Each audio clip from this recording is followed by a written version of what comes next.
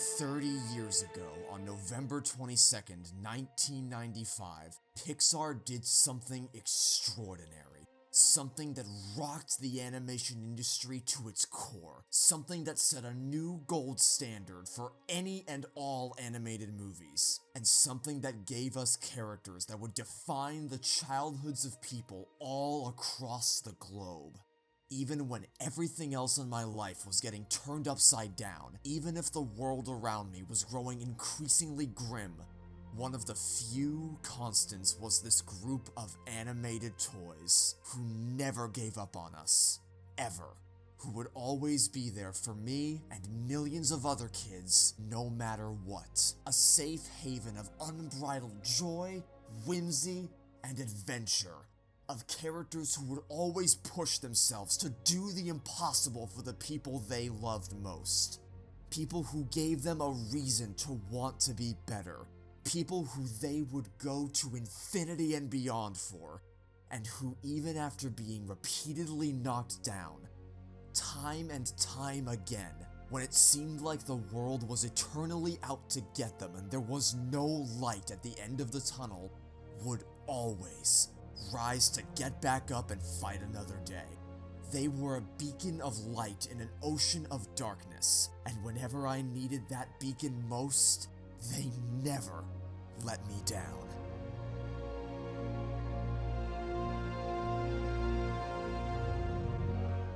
And in truth, though I've tried my best to create what you're about to watch here today, there is nothing I could ever labor over that would adequately commemorate 3 decades of the greatest and most significant animated franchise ever brought to the silver screen that I am eternally grateful for. Yeah, 30 years. Today we celebrate 30 years of Toy Story. 30 years since Woody and Buzz first stepped onto the silver screen and found their way into our hearts, making us laugh, cry, reflect, and cheer in an adventure that has more than proven its ability to stand the test of time. I've spent countless hours talking about anything and everything Toy Story related over the last few years, but today we're going all the way back to the franchise's roots to take a look at where everything began, at the stunningly rock-solid foundations of this vibrant original world and the characters within it, and at a movie that, frankly, is underappreciated. Which I know sounds insane because of how widely beloved Toy Story is by people all around the world from all walks of life. But its monumental achievements can also often be overlooked due to the even grander achievements of its subsequent entries. And even with all the praise it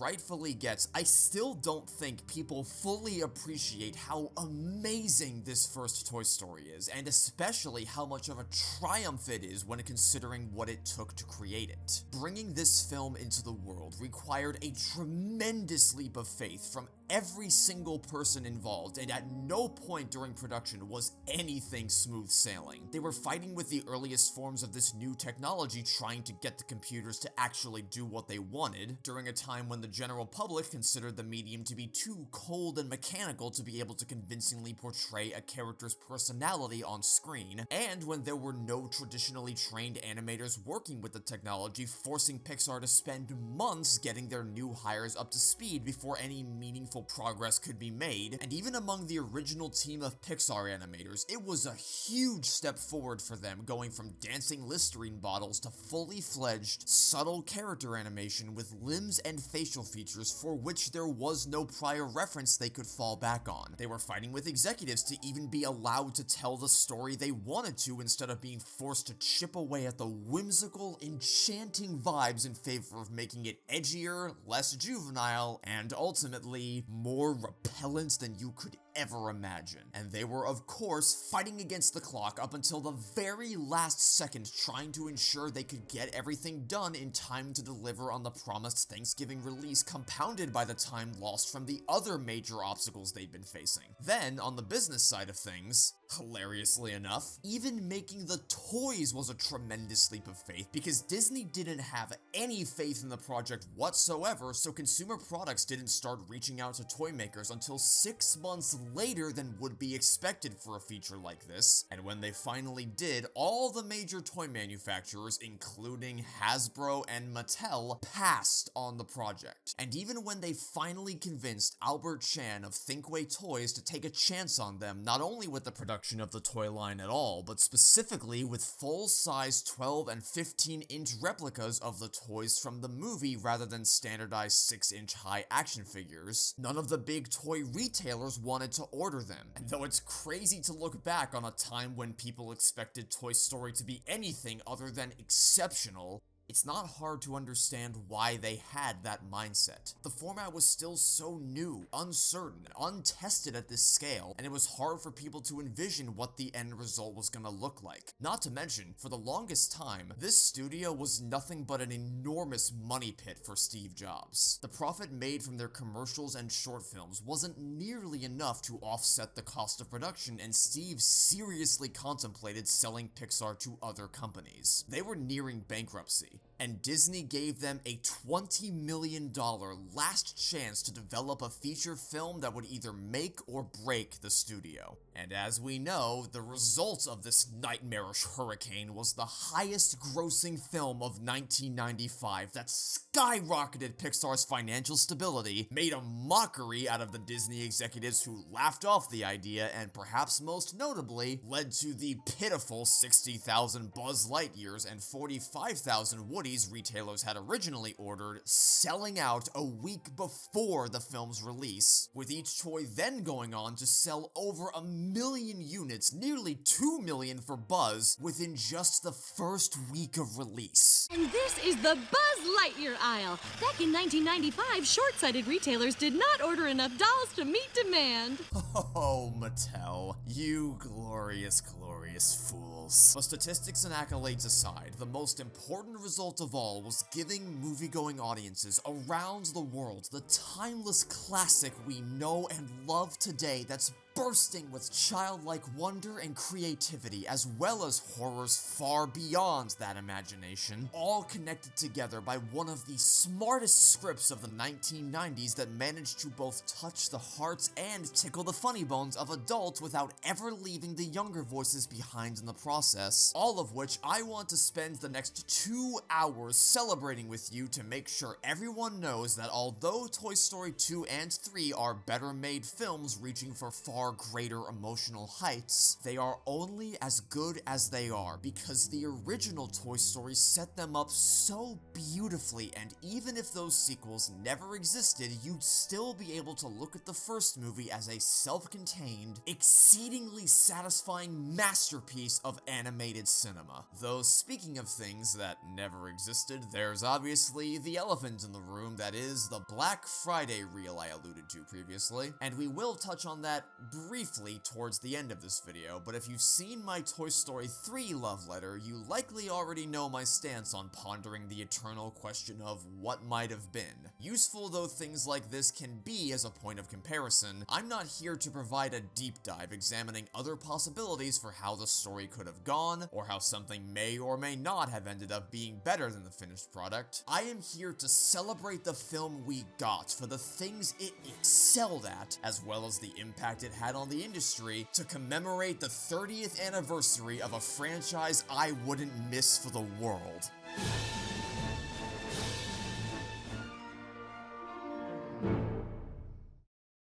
There is, of course, so much more to what makes Toy Story amazing than just its animation, but a discussion of the film would be incomplete without acknowledging it to some degree, both because its technical revolution was a huge part of what made this such an unbelievable accomplishment in the animation community, and also because it seems to be commonly accepted in modern-day discourse that this first movie has bad animation. While I imagine most people in my core audience watching this video will look at the footage I've been playing and feel right at home, I also imagine there might be some people out there who will look at it and wonder how anyone could ever speak so highly of a movie that looks so plasticky and flat. After all, Pixar thought this was a dog in 1995. Can you believe it? I think enough time has passed. Can we just accept that this movie looks bad? Well, no, actually, we cannot. In fact, I'm going to make the audacious claim that not only has Toy Story's animation aged significantly better than you think it has, it is downright excellent. It is remarkably impressive how fluid and natural the movement feels in spite of the software Pixar was using still being in its infancy. The character animation specifically has a level of vibrance and personality that is rarely found in mainstream computer animation nowadays, even within the Toy Story franchise. Much though I love 2 and 3, I don't know that any of these sequels were quite able to recapture this level of liveliness with its digital performances. Now, obviously, when people say the animation looks dated and or bad, they aren't actually talking about the animation itself. This is what they're talking about. They mean scuds, they mean the copy-pasted humans. They aren't actually referring to the animation of the characters themselves. To be perfectly candid, I find Toy Story's minimalist aesthetics to be very appealing. That simplicity complements the youthful exuberance of this toy-oriented story quite nicely. I acknowledge that one person's charm can be another person's antiquated, glorified tech demo, but the thing is, even if you don't find the same charm in the visuals that I do, you can't just use screenshots as proof that the film looks bad, because we're not touring around an art museum, we're watching a motion picture. Typically, I find that whenever people talk about how janky Toy Story's animation looks by today's standards, very rarely do they show an actual clip from the movie. They usually just show still frames like this, or this, which of course is not technically animation. And if we want to discuss how well Toy Story has aged, all I ask is that we be accurate with our terminology, because the actual animation itself is still exemplary. As for the rest of the graphics, of course the fidelity of some of the models can look a bit lackluster at times. The rendering, texturing, and modeling technology of the 90s pales in comparison to what's available to filmmakers today at the highest level, or even what's available to the general public completely for free. Even Pixar themselves will openly admit that the human models, while looking the best they could at the time they were made, are certainly not the strongest part of the first 2 Toy Story movies. Toy Story is undeniably a movie that shows its age in some areas, but that does not mean the visuals overall have aged poorly. The humans are dated. Yes, nobody will deny that, but I'm far more impressed by the ways in which they conceal the weaker visual elements in favor of focusing on the things they knew they were better at creating. What saves this movie from being unwatchably uncanny is Pixar's clever foresight to fully embrace the constraints of their technology rather than constantly trying to defy them, so Toy Story could be watched 30 years into the future and still look wonderfully charming. First of all, they didn't bite off any more than they could chew. They wrote a very small-scale, character-driven story that wasn't banking on a plethora of crazy effects, with a very limited supporting cast to animate and an even more limited array of locations to design, but one which still feels huge because it's a story about toys in a world built for humans, so normal everyday activities like going down the stairs turn into a brutal marathon for these tiny toys when you experience the adventure entirely through their perspective. Toys made out of plastic, which is a material their software was exceedingly proficient at rendering convincingly, deftly avoiding the common problem people encountered with early forms of CG, in that everything they tried to build would just end up looking like plastic because the Toy Story world was purpose-built to look that way. And most importantly, the 2 characters they chose to be the stars of the show were ones whose designs and personalities would allow the animators to make the absolute most out of the limited tools they were using. They obviously didn't have technology sophisticated enough to deliver the hyper-nuanced facial animations of later movies in the series, though you can see early traces of it, but they compensated for that lack of subtlety by leaning hard into the over-exaggerated movements you'd get by shaking a floppy, soft ragdoll full of cloth and stuffing like Woody around, and on the other end, they leaned hard into the stiffer, more more rigid movements early computer animation often resulted in by featuring a character like Buzz whose rigid, plastic ball and socket joints naturally lend themselves to these more simplistic point A, point B movements. That not only helps disguise the limitations of the technology, it not only plays into the story itself by having even the animation of these two characters be just as wholly juxtaposed to each other as their personalities, but the way they move is even perfectly synonymous with their characters. You can see Buzz confidently charge across the hall in seconds and effortlessly catch up to the truck in the climax, while Woody meagerly crawls to the other side and desperately flops along the road trying to match Buzz's pace. A gold star, straight A, yes sir, right away soldier like Buzz Lightyear would be just as uptight and professional in his movements as he would be in his behavior. Meanwhile, someone as frenetic and emotionally loose as Woody would be even more over the top with how he presents himself to the other toys. Their argument under the truck at the gas station is the personification of this dichotomy. When Buzz is frustrated, he remains disciplined in both his body language and his demeanor. When Woody's frustrated, he's over the top, he's loud, and all his limbs are extended to their maximum, which becomes even better with the added context of Toy Story 2, as he's a character who really does feel plucked right out of the exact slapstick, goofy kids cartoon that was Woody's Roundup. Things like this are why I feel comfortable saying the original Toy Story is underappreciated. This is the kind of creative future-proofing I wish Toy Story got more attention for instead of constantly regurgitating the same old tired, humans bad tweet for the millionth time. Things like holding focus on the toys even when humans were talking. Again, continuing to keep the story firmly rooted in their perspective in a way that feels natural. They're always pulling these clever little tricks to make it hard for you to get a really good look at the humans unless absolutely necessary for the scene to make sense. Sometimes it's as simple as a slightly askew camera angle. Sometimes it's putting baseball caps over their faces. Sometimes it's forcing you to look at them through the slits of the blinds or keeping them deliberately shrouded in darkness, keeping their faces away from the camera if at all possible, adding extra motion blur on shots like this so you can't see how awkward someone's running animation is, and in massive group shots they keep the humans constantly on the move so it's harder to track them individually. While these tricks might stand out to you as transparently cheap duct tape and chewing gum solutions to poorly made models if you're actively looking for them, you don't even really think twice about it when watching the movie normally. I see these things as creative problem solving, not cheap shortcuts. Also, for what it's worth, I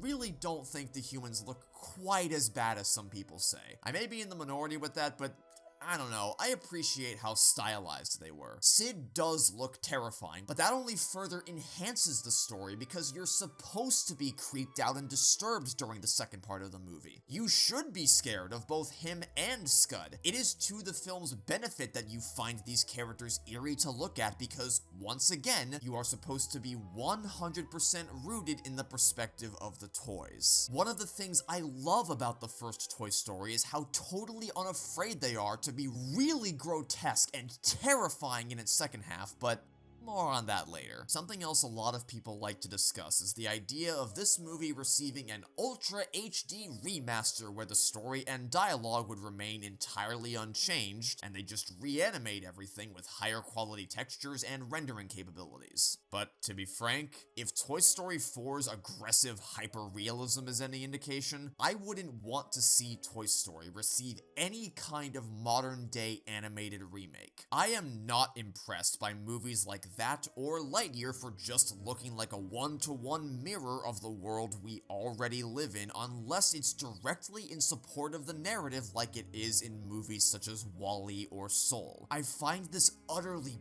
boring to look at. Technically impressive, yes, but not interesting as a fictional world to become immersed in. Toy Story and its two subsequent sequels are interesting movies to look at, but especially this first one for all the things I've outlined today. Not to imply Toy Story's visuals are on the same level of experimentation as something like Spider-Verse, but it does have a distinct style. And I have no reason to believe Pixar would be interested in preserving the charm that I see here. The imperfections, the wildly over-exaggerated movement. You don't get fun, bouncy shots like this in a film such as Lightyear. I'm almost certain they would view these things as necessary evils of the time they need to extinguish at all costs, and I'm absolutely certain the soul of this original movie would be lost because of how much of an assembly line it feels like Pixar's creative output has become. Instead of a place where mad scientists with unbreakable passion for storytelling and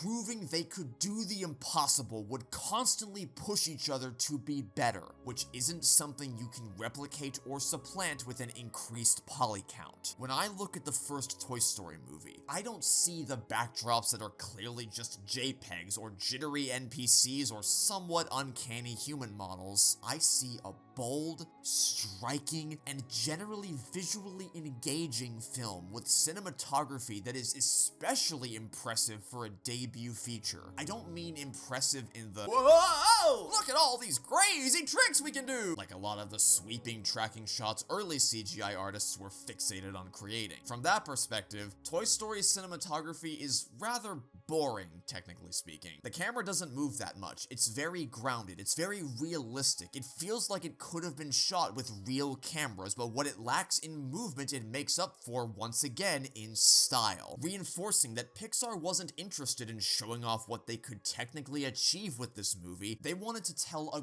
great story first and foremost through the use of a medium they were passionate about. They wanted to create imagery people would remember independently of the technology used to generate it. And yeah, I can nitpick things. Shocker. But for every small background element that's unpolished, there's another equally small background element that's very admirable, such as using shadows and lighting to communicate the passage of time, or the fact they carved wood chips into the bottom of the doors so nothing looked too pristine or perfect, which is an easy trap to fall into in the world of computer animation. They didn't want a world made up of straight, perfectly shiny lines. They deliberately added dirt to the textures. They beat up the baseboards and flooring to make the world as believable as it could be, all of which is visible from the very first shot of the film. Another thing people often like to do is compare this movie to its sequel to show how poorly the lighting of the original has aged, but although the lighting engine may be utterly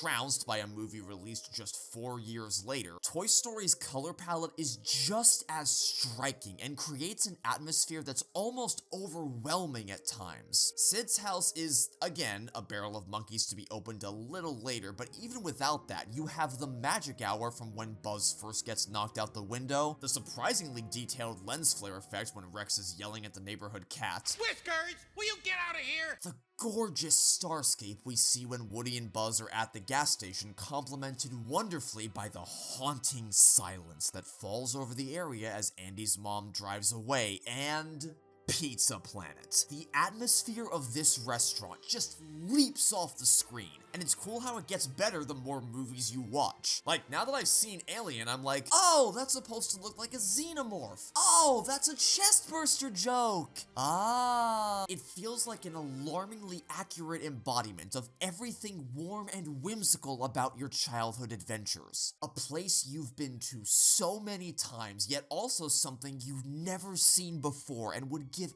anything to go visit in person. And why in the name of the claw didn't Disney ever make a real one? Don't you guys like money? Isn't that your whole thing? And no, I don't mean this ramshackle factory-produced brick building at Disney World planted across the street from Muppet Vision 3D, both of which are things that have been demolished, by the way. Thank you, Disney. Hope that Monsters, Inc. stuff is worth it. I mean a real Pizza Planet, with the life-size robotic guards, the planetarium arcade, the slime machines, and of course, they didn't even have the iconic rocket claw machine. How badly can you bungle this concept? Toy Story Land deserves to have a full-scale replica of Pizza Planet, and it's an actual crime. We still, to this day, have never gotten anything even half as cool as this in the real world. But then, I suppose that speaks to something else that makes Toy Story special. For all of its technical prowess, especially for 1995, at no point was Pixar interested in trying to perfectly mimic reality. reality. They had a vision for a cartoony, caricatured, vibrant world and just made that look as believable as possible. It's a fascinating balance they struck between not wanting the world to look like it was generated by a computer, but also wanting to incorporate elements which could only have been made through the use of computer animation, such as Woody's plaid shirt and the Venetian blind shadows, or the decal on Buzz's suit and the reflections through his helmet. You never see anyone talking about how good the rain dripping down the window looks, or how immensely impressive the reflections are on the Christmas ornament at the end, or this spoon. The spoon. Spoons. Look at the level of detail they put into this one spoon. There's splotches of milk stains on this thing. You can call this nitpicking, or I guess reverse nitpicking, but all these details are representative not only of how they labored over even the most minute things to make this world feel lived in, but also a level of technical proficiency to create these little imperfections that was unheard of in 1995. I live for the little details. The lampshade shaking when Andy's mom turns out the lights for the night, the pliers in place of where a dial would be on Sid's dad's TV, the discoloration around the exact spot where you'd grab the mousetrap box to open it up. Or not even technical details, but important things you still may miss that help the story flow, like Andy using Buzz to beat up Woody before he leaves for Pizza Planet, just further reinforcing the conflict between them. Andy listing Molly as an exception to his keep out policy, building out a bit more of his character as being a wholesome big brother, which is kind of ironic when you look at how things developed during his teenage years. Molly, out of my room! Another one. Woody wound up knocking Buzz out the window, which set this whole thing into motion, but then later we see Woody trying to return home out of Sid's window only for his efforts to be denied. This is also the scene where we first see clouds start to approach the area, but the full storm doesn't roll in until the drama concludes right as Woody's world is really falling apart, both of which help sell the emotions of the scene, but also serve as narrative setup for later on when the lightning storm delays Sid's rocket launch and buys Buzz a few more hours to finally see the light. On a lighter note, all of Andy's birthday presents actually come into play in the story later, except, oddly enough, the lunchbox. A lunchbox? Lunchbox? For lunch. And here's one I really love. The N on Woody's boot is backwards because Andy would have written it when he was just a tiny little baby, as is consistent with his spelling of saloon at the beginning, but it's written the right way around on Buzz's boot because Andy's older now, which of course developmentally tracks as he would have a greater understanding of spelling by now, but it also plays into Woody's insecurities as even the name on their boots looks better on Buzz than it does on Woody. There's also some stuff that's just really funny, like hearing Woody's hat squeaking against the straw of the cup he's hiding in, or watching him and Buzz talk to each other through their food containers. Watch where you're going. Sorry. And oh my god, this movie is such a riot. Is it even up for debates that this is the funniest film in the entire Toy Story series? Not to say the others don't have hilarious comedy, because they very much do. They're a total riot to watch, no matter how many times you've seen them. In fact, I think it's actually scientifically impossible to not at least chuckle when Spanish Buzz bursts to life. Bitácora espacial. But the first film still easily clears them both in the comedy department. Oh, what I wouldn't give to go back in time to 1995 and sit in an audience of impressionable theater goers with no idea what they were about to watch, and to hear the live, unfiltered, untainted reaction they had to moments like this. Buzz, will you get up here and give me a hand?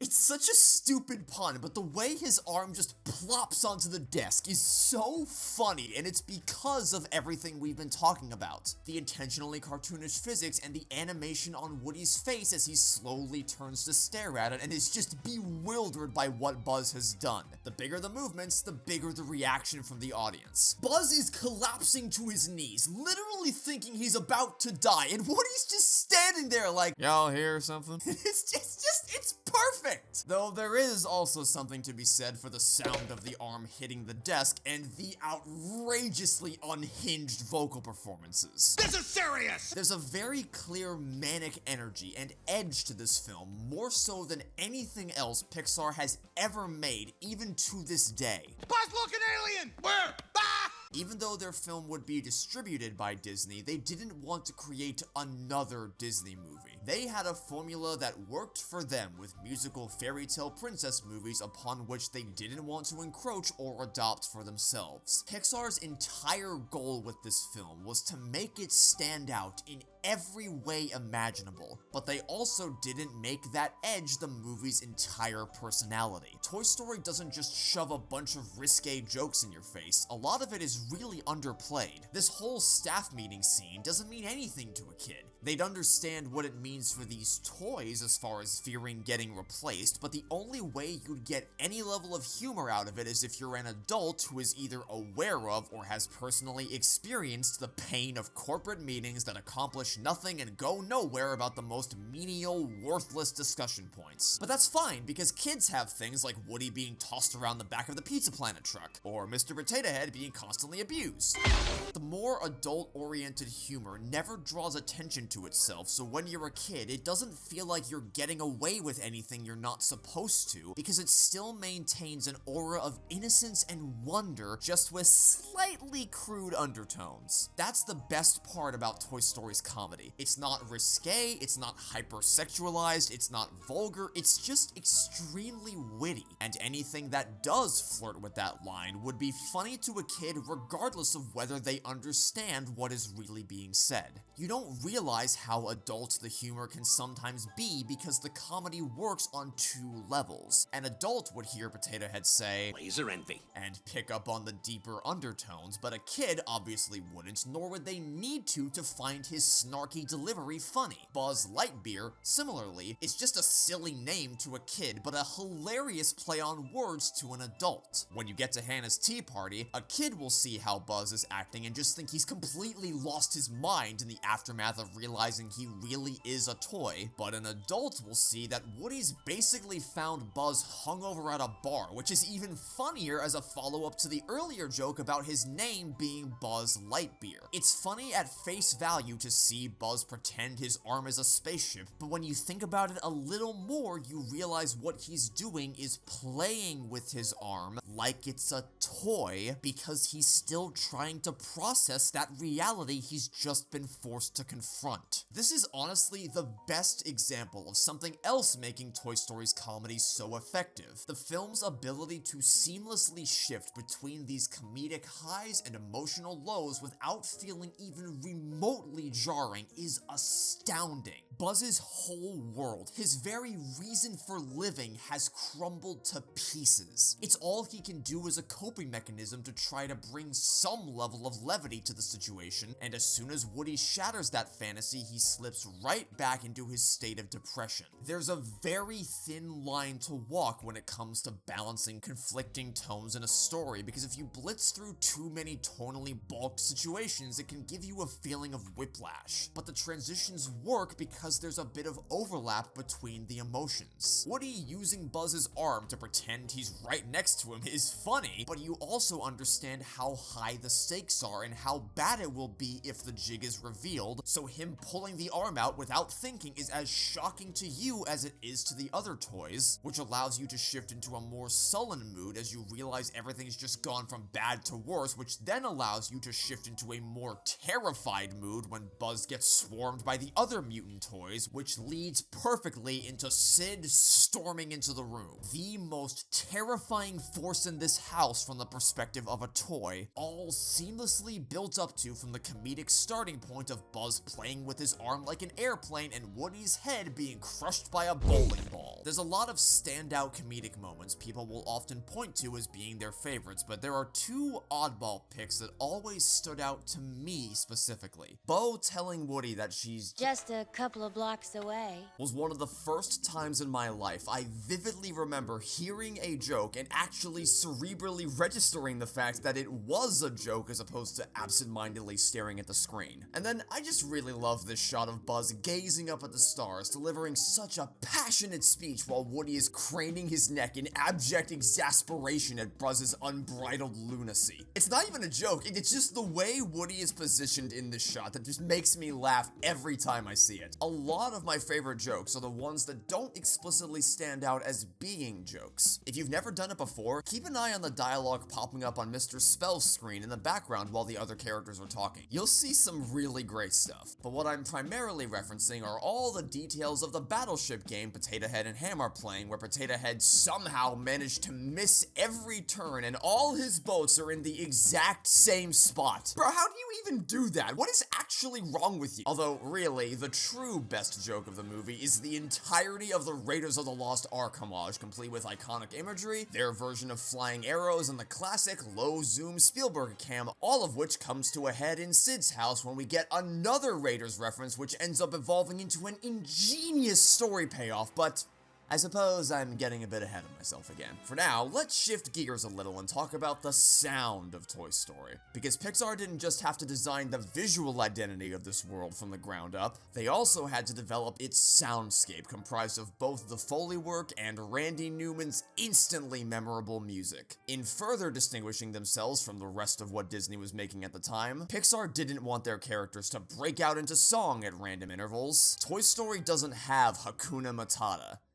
It doesn't have its version of Hakuna Matata. It doesn't have an equivalent to Friend Like Me, or Under the Sea, or Be Our Guest. It doesn't have songs you want to leap out of your chair and dance along to, but it does have Randy Newman, which immediately gives the film a distinctive harmonic identity. Whether you love his voice or hate it, he absolutely has an emotional charm to his compositions that suit this story perfectly and set a new precedent for what scores for animated films could sound like. The songs of Toy Story help bring you into the characters' heads in ways no words could accomplish without crossing over into the Disney musical territory. You've Got a Friend in Me delivers a decade's worth of bond and companionship in less than 3 minutes. You get it before the toys even move a muscle. You get the value of the bond between Andy and his toys, so you can fully buy into the emotional weight Woody feels when he thinks he's starting to lose that, which brings us to Strange Things, showing Woody losing his grasp on both Andy and the other toys, even to the point where his burst of anger kicking the checkers backfires. He's losing control of everything around him, and I Will Go Sailing No More?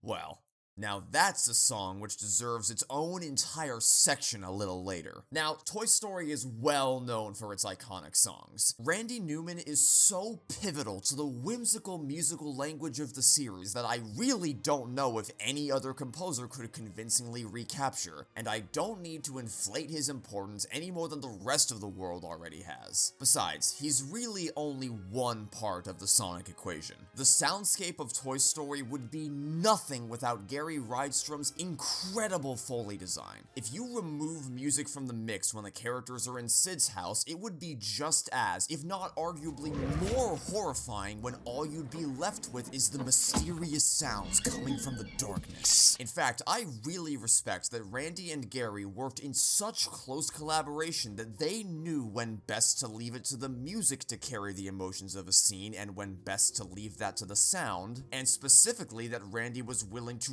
relinquish control of the mix over to Gary during several extended sequences in Sid's house to make it as unsettling as possible without adding in too many unnecessary auditory elements all at once, but again, don't want to get too ahead of myself. This is not something I would ordinarily ever talk about on my channel because music and sound are not elements of filmmaking I feel particularly well equipped to discuss, but it's especially important to do so for Toy Story because it reinforces all the design principles we've been talking about, keeping you rooted in the toys' POV, embracing the over-exaggerated cartoonish nature of this world, and masking the technological limitations of the time. To keep you rooted in the toys' POV, they play these really dramatic rocket whooshes while you're up close and personal with Buzz as he flies around Andy's room, but not when you're down on the bed with the other toys seeing how silly he really looks. Similarly, the sound effects they use for the Buzz commercial are significantly cooler and more impactful than what Buzz's mechanics actually sound like when used, and they amplify all the dangerous effects to make them sound as ominous as they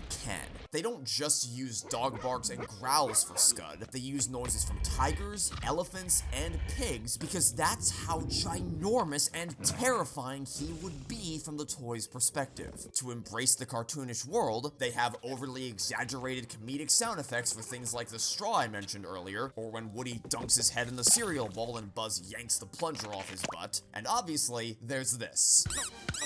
Not a single department of this film's production was remotely embarrassed to be making a movie about juvenile things like toys. Toy Story has such unwavering confidence in the maturity and complexity of its scripts that it is not at all afraid to embrace that concept wholeheartedly from top to bottom with everything, including the soundscape. Finally, to continue to mask the limitations of the time, when Andy and his friends burst back into the bedroom after unboxing Buzz Lightyear, you're assaulted with this cacophony of noise like it's a tornado barreling through, juxtaposed by the unnerving silence falling over the room the instant they leave, and you're wondering what new horror has just been dropped off. And at no point during all this calamity do you ever need to see the humans to feel the chaos and the anxiety surging through the toy's vinyl veins. Once again, the filmmakers found creative solutions for technical limitations that ended up enhancing the audience's immersion because you're always rooted in the perspective of the cast of toys. And even ignoring all that, just on a basic level, every one of Andy's toys has their own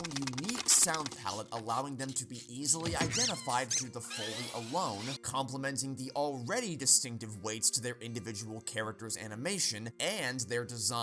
We take it for granted, and there might be a smidge of bias here, but I genuinely believe Woody and Buzz have some of the all-time greatest character designs in cinematic history. However, we shouldn't let them overshadow the rest of the cast, because not only did I talk about that earlier, all of the toys' designs, no matter how small a character's role may be, are perfectly representative of the personality they would logically have. For instance, the Green Army men would act in a hyper-militaristic manner. Obviously, that's a no-brainer. We also have Rex, who is a cheap plastic dinosaur and would naturally be an insecure neurotic. It's a wonderful subversion of the aggressively hostile behavior people would expect from a T-Rex, especially in 1995, just 2 years after Jurassic Park came out and took the world by storm. Rex is also the best side character in Toy Story, talk to the hand. Then there's Mr. Potato Head, the perpetual cynic with an attitude it's hard to blame him for having, because I feel like you'd also be perpetually mad at the world if your body parts were constantly being detached and rearranged and slobbered over. Ages 3 and up. It's on my box. Ham is the manager of Andy's money, and when tasked with such a responsibility, he would also be the most straightforward and professional and knowledgeable. When you sit high up on the shelf, always overlooking the other toys and the wider world outside the window, you're probably gonna end up thinking you know more than everyone else. Who could forget Slinky, a loyal dog through and through. He and Bo Peep are the toys whom Woody is closest with, and as such would also be the only ones who still have faith in his innocence all the way to the bitter end. One of the most heartbreaking moments in the film is when Slinky finally gives up trying to defend Woody, and he just looks like his whole world has been crushed like a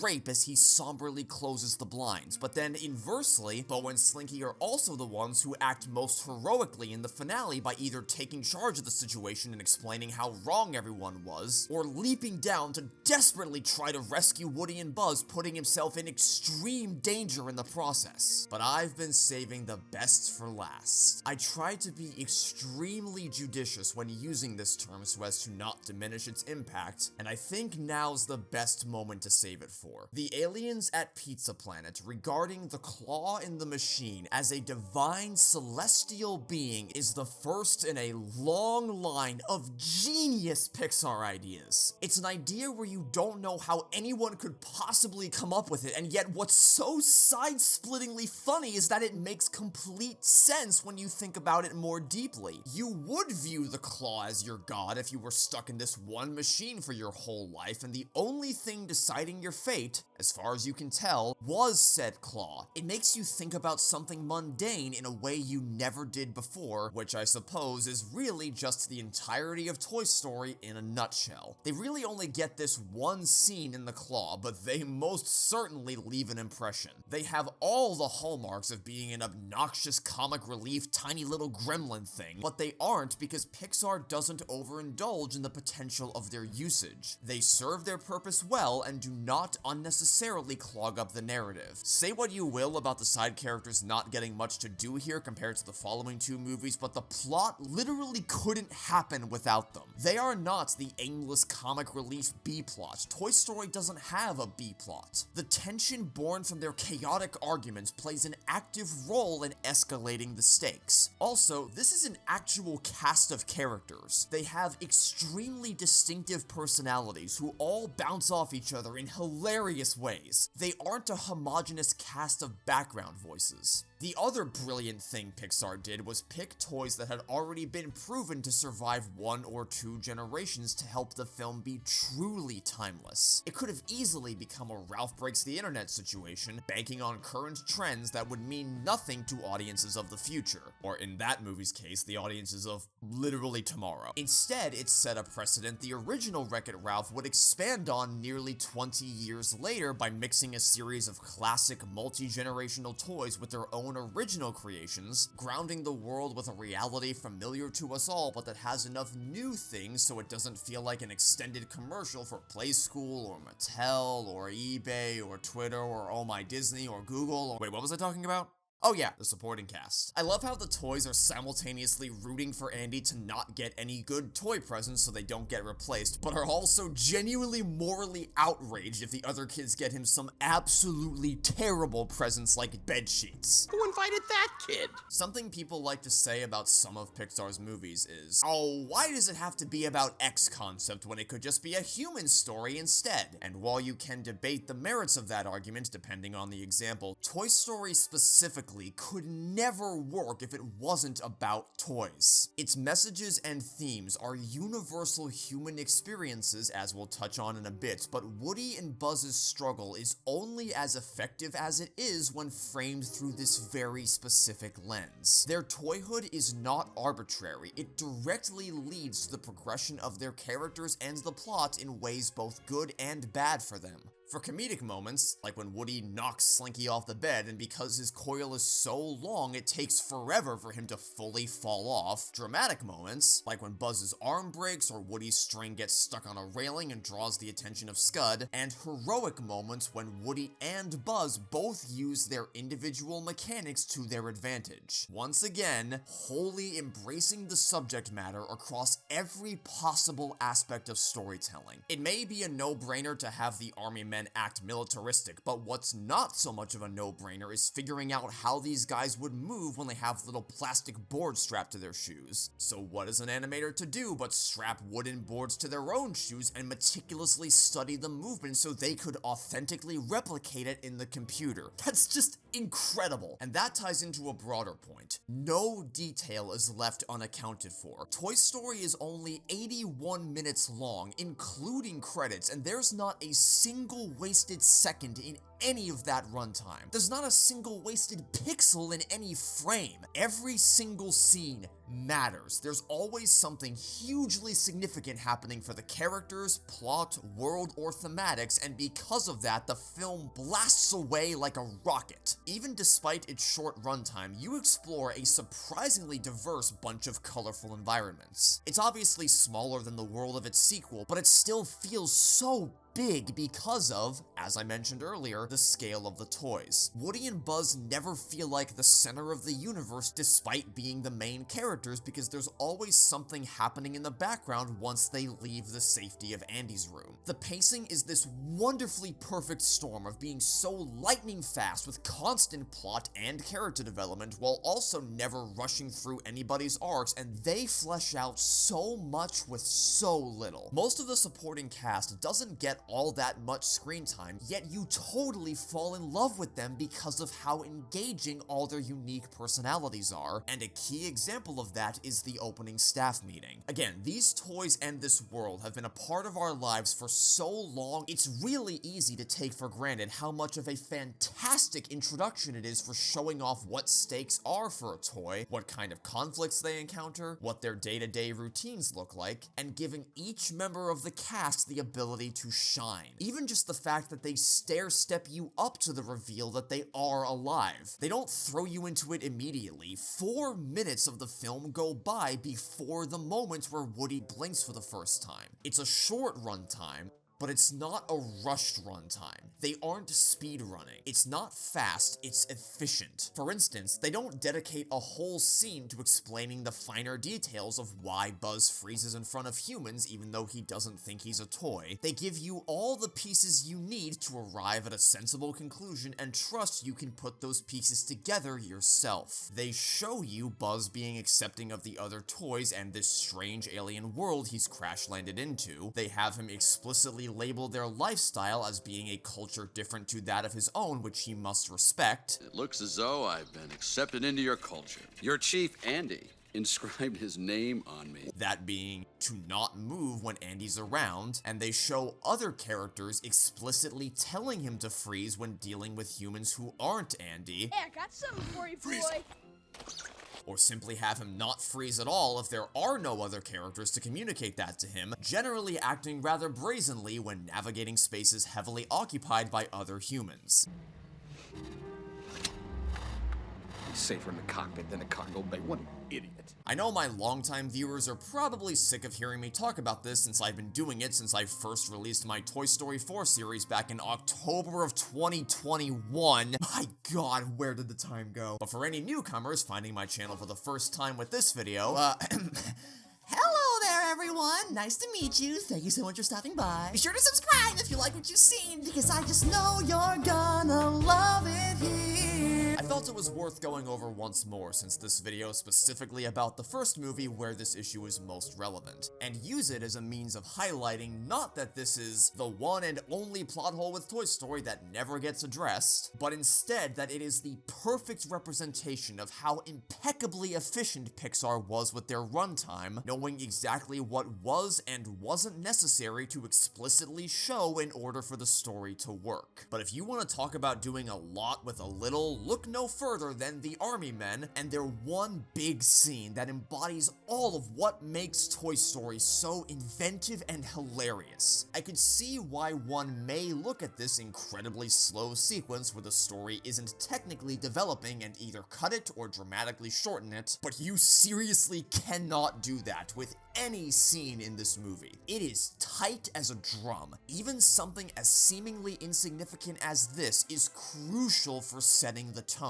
It showcases that an incredibly innocent affair like a kid's birthday party requires a team as experienced and expansive as this to oversee, because it could literally mean life or death for these toys. It offers audiences a visually exciting sequence where everyone uses their unique resources and abilities, including a baby monitor of all things, with some shockingly great tension given how early in the movie it takes place and how low the stakes are at this point, when Sarge is just trying to get his wounded brother-in-arms to safety. It communicates the scale of the world and how much effort it takes for toys to complete simple tasks. It establishes that the toys know they are toys given the repeated emphasis on the concept of batteries. Save your batteries. Here, you're putting them in backwards. Plus is positive, minus is negative. Which also sets up the maximum amount of contrast for when we meet Buzz Lightyear in a few minutes, who doesn't know he's a toy, and we see early seeds of teamwork and the concept of never leaving a man behind, which pays off in the end when Buzz is about to be blown up, and then again after that when he gets stuck on the fence. You could criticize the idea of the movie doing a lot with a little by pointing to Andy, who doesn't really have much to him at all, and seems to instead be doing a little with a little, as he's mainly just a blank slate, but that's a good thing because it allows any kid watching to impart themselves onto his character, or any parent to impart their own kids onto him, and it creates a crystal clear dichotomy between him and the other major human character in the movie who's oozing with personality, Sid. You mean that happy child? That ain't no happy child. It doesn't really feel like it because of how fast Toy Story goes by, but half of this film takes place at Sid's house, where every aesthetic choice that makes Andy's room feel so warm and welcoming is deliberately inverted to achieve the polar opposite effect. When you're in Andy's room, the prize spot to be at is on the bed, right alongside Andy. The ultimate goal for his toys is to be played with. They've spent 40 minutes drilling that into your head, but here in Sid's room, you want to be as far away from the bed and Sid himself as possible, where Andy's room is a bright, colorful, safe haven of playtime and happiness for a toy with friendly shapes, vibrant light, and a complete and total lack of harsh shadows. Sid's room is a black hole of misery and suffering with raggedy old carpets, hideous wallpaper, and every square inch is cast in shadow. Even under Andy's bed, it feels like a place you could cuddle up with a buddy for a nice game of checkers, but the space beneath Sid's bed feels like a portal to hell. It's completely black. You have no idea what's waiting for you under there, in much the same way you have no idea what exists beyond this room. You can see, hear, and feel the horrors around you when you're in his bedroom, but the rest of the house is barricaded off and kept a total mystery, and what little bits you are exposed to only make things worse. Andy's room has a clear and consistent design principle to it. We are drawn to the familiar and that which we can rely on for safety and security. There is nothing consistent about Sid's house. The toys are obviously all out of sorts, but even the design of the house is not only sickening and revolting, but uneven. No two doors and windows feel or look the same. It's like a carnival funhouse of torture. I'm also kind of burying the lead here with all these subtle environmental details. They straight up murder a toy. It kind of happens off screen, but also it kind of doesn't. That's his hand. He exploded. The alien gets mauled by Scud seconds after they step through the front door. And also, did I mention that Etch-a-Sketch drew a noose a little earlier? The guts Pixar used to have to put something like this in their debut feature. That's all before the horror truly starts, when Woody and Buzz actually make it to Sid's bedroom and we see what kind of nightmare they're up against. You very likely will never see Pixar do anything like this again. They explicitly refer to Sid's toys as being Cannibals. when they see what they're doing. They were not afraid to be blunt and terrifying. It's not just the surface level creepy visuals either. It's the existential questions raised when you think about how these sentient toys have been ripped apart and put back together possibly dozens of times over, mashed into other toys, on top of the threat of outright demolition or drowning, and yet they've lived through all of it. They've felt all of it, for every day, all day, for who knows how many years, forcing them to band together out of necessity and do whatever it takes to survive Sid's unrelenting torture. And none of them ever say a word, whether they have a mouth or not. If ever they could speak, they've either been mortified into silence or literally had their voice boxes ripped out like Potato Head wished would happen to Woody. And seeing the combat Carl meet his untimely demise in the beginning so clearly establishes the stakes for the climax when Buzz Lightyear is next on the explosive docket. There is nowhere they can run. When Sid's in the room with Woody and Buzz after first coming home, you feel like death is imminent as he does Lord knows what to Hannah's toy, and then there's seemingly this brief reprieve after he leaves, but you quickly realize it's actually much worse now that he's gone, and you can still hear these noises, these signs of movement, signs of life. An indication that there is something else in the room that is alive. But the true brilliance is that all of these horrors get totally flipped on their head in the end. You realize they weren't actually cannibalizing each other, they were scrambling to hide new toy parts before Sid could do anything else to them. They weren't cornering Woody and Buzz to eat them alive, they were doing what they could in their non-verbal states to warn the new arrivals, trying to prevent them from running out and coming face to face with Scud. They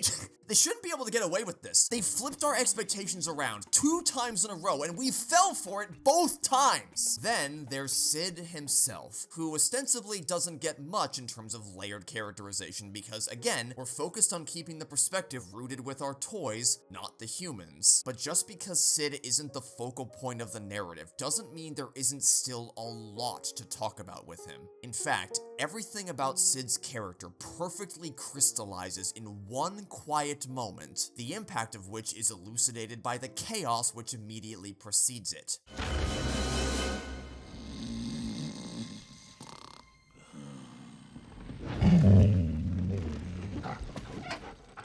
Did this ever seem strange to you? That Scud, this monstrous, ferocious dog who knew no fear and seemingly knew no restraint either, suddenly gave up his hunt for a new snack upon walking into this room and seeing nothing but a TV, and Sid's father? It was something that always struck me as quite odd when I was a kid, but that I also never gave much thought to because you're thrown into the Buzz commercial immediately afterwards and the whole narrative drastically changes in an instant, making you forget all about this moment. But that Scud's one and only fear, seemingly the only thing that's able to get him to back down, is Sid's father, makes sense when you consider how the man might be treating the rest of the people or animals in his family. Notice the multitude of Pizza Planet cups strewn all over Sid's room, present in such high quantities because of how often Sid must be going to this restaurant, which not only makes it more believable that Woody and Buzz would bump into him there and be thrust into this absolute worst-case scenario, but also tells you something important about Sid. He's a frequent visitor to this place. He may even consider it to be his sanctuary away from his home life. Look, truthfully, we don't get much information about Sid or his family and what makes them tick. But there's a lot of little pieces that can be used to theorize, to draw your own conclusions. Is Sid experiencing a feeling of sibling rivalry with Hannah, similar to what's happening between Woody and Buzz? Where one has a pristine and immaculately tidy bedroom, but the other looks like he's living off whatever he could find on the street, without even so much as bed sheets or a blanket to sleep with? Or are they both being neglected, just as the house has trash strewn about everywhere, a poorly maintained lawn, pliers acting as a makeshift TV dial, and the aesthetics are just being slammed together out of multiple different styles, with Hannah's colorful room being a product of her own making to keep herself sane rather than an indication of parental preference amongst their children. Is Sid seeking attention from his parents, and when he's unable to find it, instead chooses to seek solace in playing the games at Pizza Planet, which he knows he can consistently and miraculously excel at? Is he destroying his toys because the sense of perfection and completion is totally at odds with the ramshackle, disjointed, unkempt environment he spent his whole life living in? Or is it the opposite of a rivalry, and he's actually trying to connect with Hannah by working his magic on her own toys and giving her what he sees as a sign of sibling love? Is he acting out in such dramatic and explosive ways because of abuse he's experiencing from his parents? Does said abuse lead to him taking his frustrations out on toys? Does he view these toys as a representation of himself, doling out the same level of punishment to them as is bestowed upon him? Or does he view himself as a doctor helping make the toys better because he doesn't like who he is, and by turning the toys into different people as well, he's trying to help them? Toy Story doesn't need solidified answers to these questions in order for the movie to work, but the amount of possible interpretations that exist because of all this attention to detail is extraordinary. Some of those conclusions may be true, or perhaps none of them are true and things are actually rather normal at Sid's house, all things considered, and he just has a unique way of playing with his toys. We can never know the answer for sure. You probably have your own opinions on the validity of each of those possibilities I just brought up, but regardless of what you think the story is behind Sid's family, the fact that these questions exist at all serves to drive home a very fundamental point about Sid's character that a lot of people seem to overlook. You can say, for example, that the toys are being too overly cruel for punishing a kid who had no idea he was harming sentient creatures, but even ignoring the fact that he's also damaging things which aren't his to destroy, and it's clear this behavior extends beyond his home environment because we find out he was also kicked out early from summer camp. I thought he was at summer camp.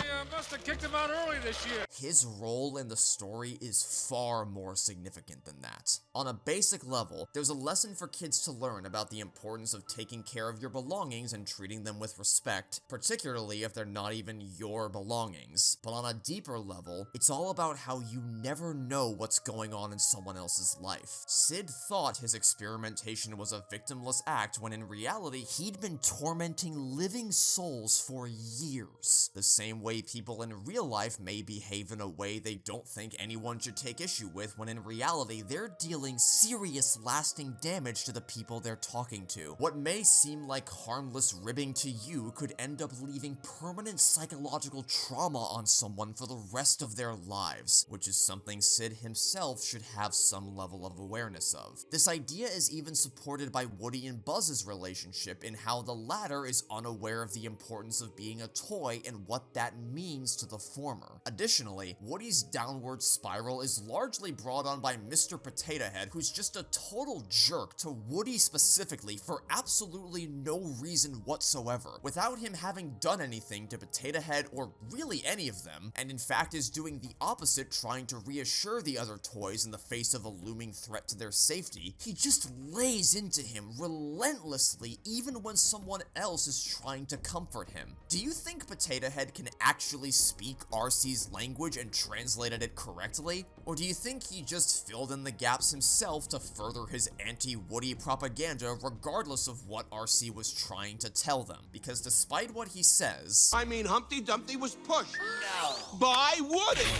What? we know Woody did not actually push Buzz out the window. It's like he's actively trying to get a reaction out of the guy every time he opens his mouth. And, well, he got one. I'm sure Potato Head thought he was just having a bit of fun, but the thing is, you never know if the person you're poking at is on the verge of total psychological collapse with the potential to resort to horribly tragic actions they can't take back. You have no idea how badly this kind of behavior can hurt people. Obviously, no one deserves to be knocked out the window and abandoned or possibly even killed for just going about their daily lives, but no one deserves to be relentlessly mocked for not doing anything problematic either. The whole film could have been avoided entirely if the characters just had a better grasp on basic communication, and if they were willing to try seeing the world through someone else's eyes. And of course, Woody and Buzz both judged the book of Sid's mutant toys by their covers before actually getting to know them, when really, just because you might think someone's a freak or an outcast, they're probably not actually all that different from you, which I reiterate is especially important for kids to learn during their most formative years. Also, maybe it's not a good idea for kids to be playing with explosives unsupervised, but hey, what do I know? Toy Story is a brilliant movie in so many ways, in how it deliberately stages its scenes to conceal the limitations of the technology without placing further limitations upon their storytelling potential, in how it expertly walks the narrowest of tightropes between writing comedy for both kids and adults without alienating either demographic, but its most magnificent achievement by a landslide is how it touches on a subject that's immediately appealing to kids while using that premise to tell a very adult story, allowing those kids to age into being able to fully appreciate a movie they always loved instead of outgrowing it or only clinging on to that love for nostalgic reasons. Footage entirely unrelated, I promise. The true genius of the original Toy Story is not just that they chose toys to be the centerpiece of the narrative due to them being easier to convincingly animate and render, nor is it that they extrapolated every last comedic punchline they could think think of from such an inventive concept, but that they remained unsatisfied with simply making something fun for kids on the surface level. They sat down and had comprehensive conversations thinking about what it would mean philosophically, emotionally, and existentially to be a toy. A kid wants to see Buzz fly because it's just plain awesome, but an adult would understand why he wants to fly on a much deeper level. Kids can let their imaginations run wild with the idea that the toys they play with at home live in this secret world. But adults are faced with characters grappling with the very real threat of believing you have your whole life figured out before something comes out of the sky like a bomb and obliterates any sense of stability you previously had. Of course, every movie in this trilogy is able to give us these bright, colorful, inspirational adventures with deeper messages that can be met at the developmental level of both kids and adults, so everyone can come away with a more positive outlook on life. The first Toy Story is certainly not special in that regard, but it all started here. The universality of Woody and Buzz's first adventure is staggering, and it's part of what makes this script more than deserving of its Oscar nomination. By the time you get to the infamous You are a toy! scene, these two characters have such intensely burning hatred for each other, and they both think the other is completely deranged and what they're saying doesn't make any sense. But at no point do you, as an audience member, ever think, oh man, if only they could just stop and talk about their problems for 5 seconds and we could solve all of this immediately. You don't find yourself hating either character because you can understand and relate to both of them for different reasons. You believe in both Woody and Buzz. You're on both their sides because this isn't a black and white situation. Even though Woody is correct that Buzz is, in fact, a toy, there are critical faults in the way both of them look at the world which they need to acknowledge in order to truly understand each other. Though this may be a cartoony, over-the-top world, Woody and Buzz are not childish caricatures. They're layered. They have adult conversations. They have real, brutal arguments. They're both characters with crippling flaws that should probably turn you away from them. Jealous, selfish, hostile acts versus reckless, stubborn, narrow-minded, delusional behavior. But it's the nuances of the writing and the delicacy of their vocal performances that endear you to them in spite of those things even before the turning point of their arcs. Woody is a truly marvelous character to have been created for an animated movie targeting a younger demographic, and especially one attached to the Disney brand. I do not expect to see another protagonist like this from Disney or Pixar for that matter ever again. Woody's too rough around the edges to fit into the cutesy, squeaky clean archetype they're trying to push. That obviously applies to a lot of their newer, less than stellar releases, but even if you look at movies I love, even going all the way back to the Renaissance era, characters like Aladdin may have their obvious faults which they need to overcome, but they're still good-natured at heart through and through, and that is never in doubt throughout their journey. Woody, meanwhile, can be outright mean to the other toys at times. It may even seem somewhat bizarre that Woody has become such an outstanding role model for kids all around the world, myself most certainly included, given his occasionally immature and abrasive attitude. But this ties into a broader misunderstanding a lot of people, and especially Disney, seem to have about what it means to be a hero. Your protagonist doesn't need to be like Superman in order to be considered a role model. And specifically when it comes to young kids,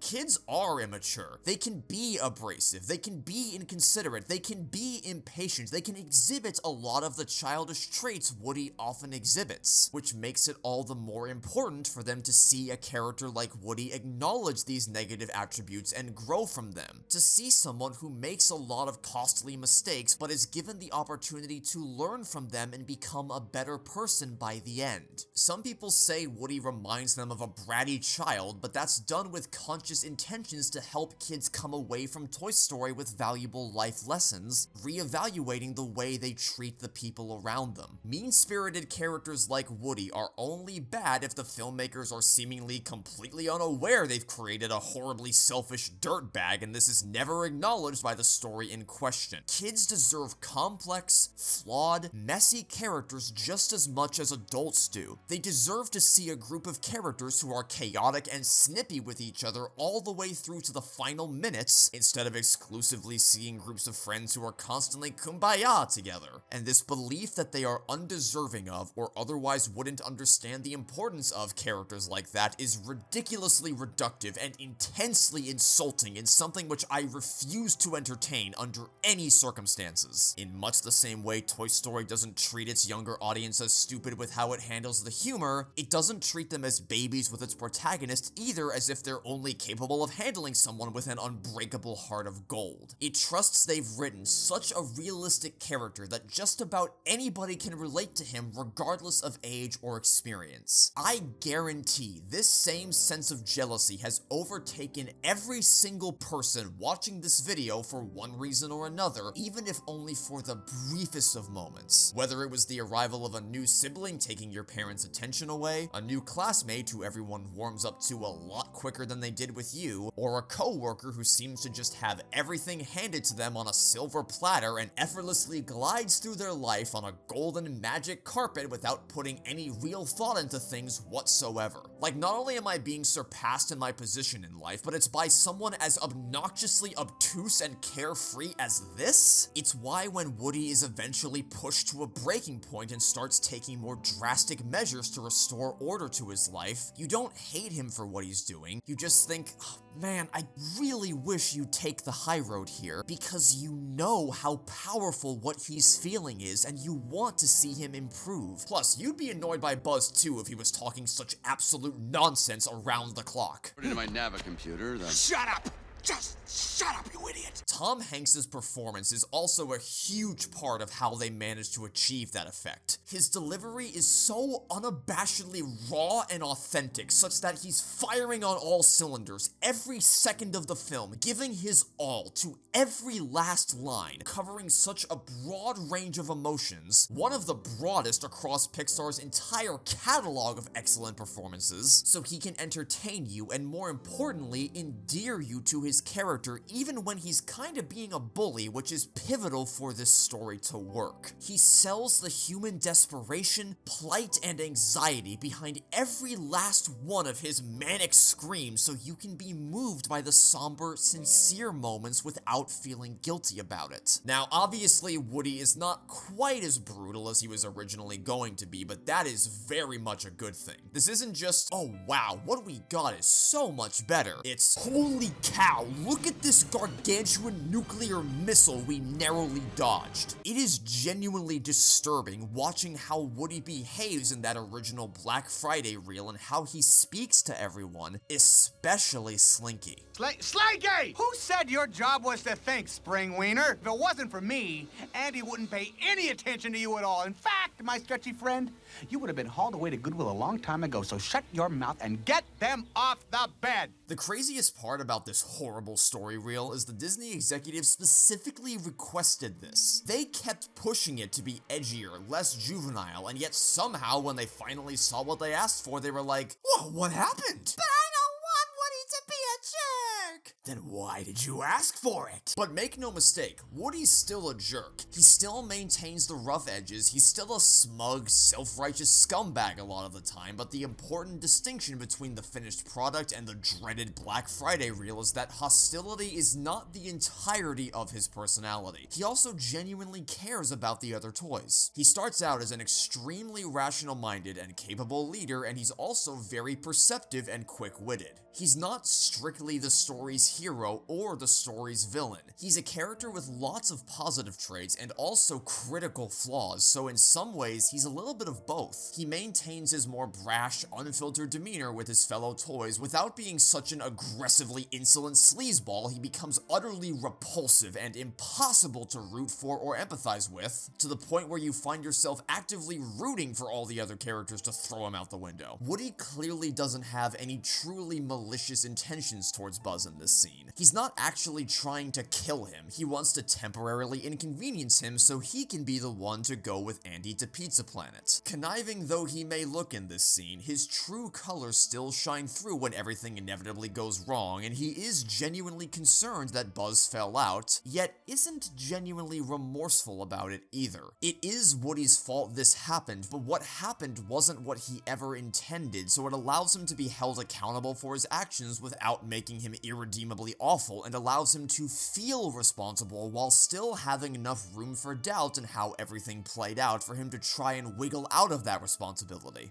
On that note, I must underscore that Woody's generosity and care for the other toys, his relationships with Slinky and Bo, they're all predicated on him being the leader, on him staying in this position of unrivaled power brought about from being Andy's favorite toy. He never even considered it remotely possible for someone to ever supersede that position. He does genuinely try to calm the toys down when they're stressing about being replaced. He regularly engages with them about their interests and what's going on in their lives. He's even a little put off by how rigid and professional Sarge is when speaking to him, treating him as a commanding officer rather than a friend. Woody thinks the relationships are genuine, but it's quickly proven that all this altruistic behavior is entirely contingent on believing himself to be irreplaceable due to his position of power in the room. And it's revealed how fragile that position truly is as the instant he believes he is no longer number one, the cracks in these relationships instantly start to show, and it's made clear that even though he thought he was everyone's friend, it was all completely conditional, making it all the more meaningful when Woody meets Buzz, who shows him what a true friendship looks like. That they ended up finding a friend in each other is so much more impactful, seeing the genuine vitriolic contempt they held for each other for the majority of the movie, because that's how Woody knows this bond is genuine, that they were open about their flaws and worked to help overcome them together. Because it's not just Woody that benefits from this dynamic, he helps Buzz learn something too. At first glance, it seems like Buzz is so well-rounded out of the gate he has virtually no room for improvement. His enthusiasm for and fierce commitment to protecting people is just so pure and innocent, and it's entirely thanks to Tim Allen choosing to play him as a professional, down-to-earth, smooth-talking street cop as opposed to the traditional Saturday morning cartoon hyper-energetic superhero he was originally written as. Buzz, of course, takes himself and his missions extremely seriously, but he never lets that attitude affect how he treats the people around him. He is still so gracious and grounded with others and does not at all have an overinflated ego. He is totally sincere with his actions and beliefs and is legitimately fighting for what he thinks is a good cause. He is so warm, welcoming, understanding, and amicable to everyone he meets, even though from his perspective he's on an uncharted planet inhabited by aliens. Yet he still quickly adapts to the culture of the room and goes on to have meaningful moments with just about everyone, which makes his eventual contempt for Woody all the more significant, and it's for entirely justifiable reasons. And critically, the comedic aspect of his character comes from ignorance to the way the world works, not from him doing stupid things. He makes remarkably smart choices with the information he has, so you never want to shout at the screen like, "Why are you jumping into the claw machine, you idiot?" Because you know that from his perspective, everything he's doing makes complete sense. Put all that together, you have a character who's able to make you double over laughing in the first half of the movie, but also one who you want to root for because of how genuine he is, allowing the second half of Toy Story to be as devastating as it is, so you really feel for him when the truth comes out.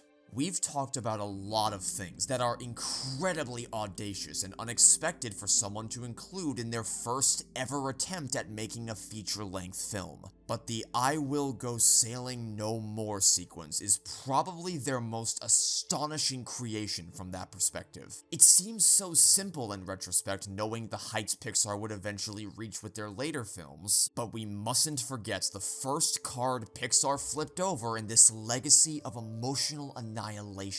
This was when you realized you weren't just watching a group of tech nerds showing off their skills, nor were you watching another formulaic iteration of Disney's family adventures. You were watching the next generation of trailblazing filmmakers making their mark on the world of animated storytelling. You don't even need Randy Newman's music to make this work. The nuances of the animators' performances and these striking camera angles are all you need to sell the impact of such a pivotal moment in Buzz's journey. But the song just kicks it up to 11. It's the cherry on top of an already intensely effective sequence. This is what I always talk about. If you have strong foundations, a really compelling character going through an understandable journey with substantive buildup, then all the other superficial elements can work to bring your already great script to a whole other level. Buzz appears, as I mentioned, to be a very well-rounded character, but the thing that's holding him back is that he's someone who, in spite of being a genuinely intelligent and capable action hero, is also stubborn as a rock and refuses to listen to anyone who dares to oppose his worldview. This extends beyond merely not being willing to entertain the possibility he might be mistaken about his identity. He had centered all of his value around that identity, around being a space ranger,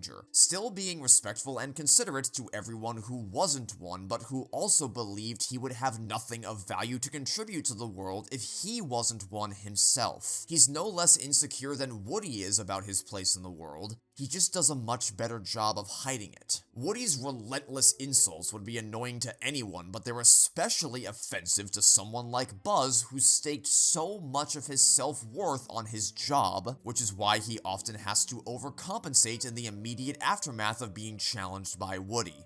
And it's why Buzz is so devastated after he watches the commercial and realizes Woody was right the whole time. All that confidence and bravado stemmed from this role he thought he was born to fulfill, but now that's all been completely destroyed. This is where the universality comes into play. The idea of a toy being mortified at realizing they aren't the superhero they thought they were is so incredibly hyperspecific, and yet it's a crisis broad enough to allow each individual person watching to impart their own experiences and struggles onto him. Whether it's a career you couldn't pursue, a competitive school you didn't get into, or any kind of lifelong dream you had that didn't or couldn't come true because of whatever your personal circumstances may be. Like, in my case, wanting to follow in the footsteps of characters like Buzz Lightyear and explore out among the stars as an astronaut, only to realize certain medical conditions you were born with would prevent you from ever being considered, let alone cleared, to embark on such a perilous and physically taxing experience. Or even just a job you dedicated your whole life to, only to be unceremoniously laid off from. The amount of life experiences that can be drawn out of this 2-minute long sequence conveyed through nothing but song and animation and no dialogue is phenomenal. The thing is, in any other context, this would be ridiculous. Oh, what? A child's toy broke? What is this, Tuesday? But because of how well Buzz's character had been set up, and how delicately this sequence was handled, watching him crumble down the stairs as his arm is torn from his body feels just as emotionally impactful as if it were happening to any human, real or fictional. People say that when you try to please everyone, you end up pleasing no one, but that's not always the case. The most talented storytellers can write characters that feel so weirdly specific it's as if they were made to pulverize your emotional barrier specifically, yet at the same time appeals to such universal human experiences no one in the audience feels left out. For instance, maybe you can't relate to Buzz's crisis of identity, but you can relate to being a kid, when you could let your imagination run wild and sail in your silver ship out among the stars and way beyond the moon. But as you grow up and become an adult, you start to learn about all those, well, adulting necessities, and you look back fondly as you realize that you won't go sailing like you used to anymore. Or maybe you're in a position where you started a family of your own and have anxieties about whether or not you're settling for a less ambitious life, wondering whether there's something greater out there calling your name. And all of that comes from a character who you spend the first 40 minutes of the movie laughing at for how utterly clueless he is. That they managed to take such a hilarious character and completely turn him on his head at the halfway point to deliver on such a complex exploration of how grief affects someone, the different stages they go through, and using comedy to mask the scars that only show on the inside even if they seem totally put together on the outside. And the existential crisis brought about from feeling like you've lost your identity is why I call this sequence astonishing. Woody and Buzz's character arcs are different enough to speak to a wider group of people and make each character unique, but also have enough overlap to maintain thematic consistency across the narrative. Because for as great as their arcs are on their own, what really makes the story work is how their arcs overlap with each other during this scene in the rain. Woody and Buzz help each other learn vital lessons that would define the rest of their lives, but the important thing is they don't force said lessons upon each other. They have their individual epiphanies all on their own without having to be told anything by the other. Because to Woody, the notion of Buzz believing there to be no value in life if he's just a stupid little insignificant toy is absolutely asinine, so it forces him to properly verbalize how he really feels about Buzz, how important he believes him to be, and why this all matters so much to him as a means of trying to motivate Buzz now that he's reached rock bottom, as opposed to Woody just yelling at him to snap out of it. It's a much more organic way of getting to the heart of what was bothering him the entire time. Andy never loved him any less, and the other toys never respected him any less simply because Buzz showed up. There was nothing actually strange about any of the things that were happening here. That song was sung entirely from Woody's perspective, just as You've Got a Friend in Me was at the beginning. It was a honeymoon phase, as is standard affair when the shiny new toy shows up. But he couldn't see that. His purpose and passion had been supplanted by pure rage and jealousy at not being the favorite toy anymore. Seeing Buzz be so apathetic about the idea of being loved by a kid brings that passion out of him again. That desire to be there for Andy, no matter what, no matter where he is on the totem pole. It allows Woody to rediscover why he was Andy's favorite toy in the first place. To rediscover the importance of the speech he gave to the toys. He was once so desperate for Andy's attention he sabotaged Buzz, which backfired so badly it resulted in neither him nor Andy being satisfied with who gets picked to go to Pizza Planet. But now the only thing he wants is to make things right, and believes the only way to truly make Andy happy would be to stay behind and get Buzz back to him.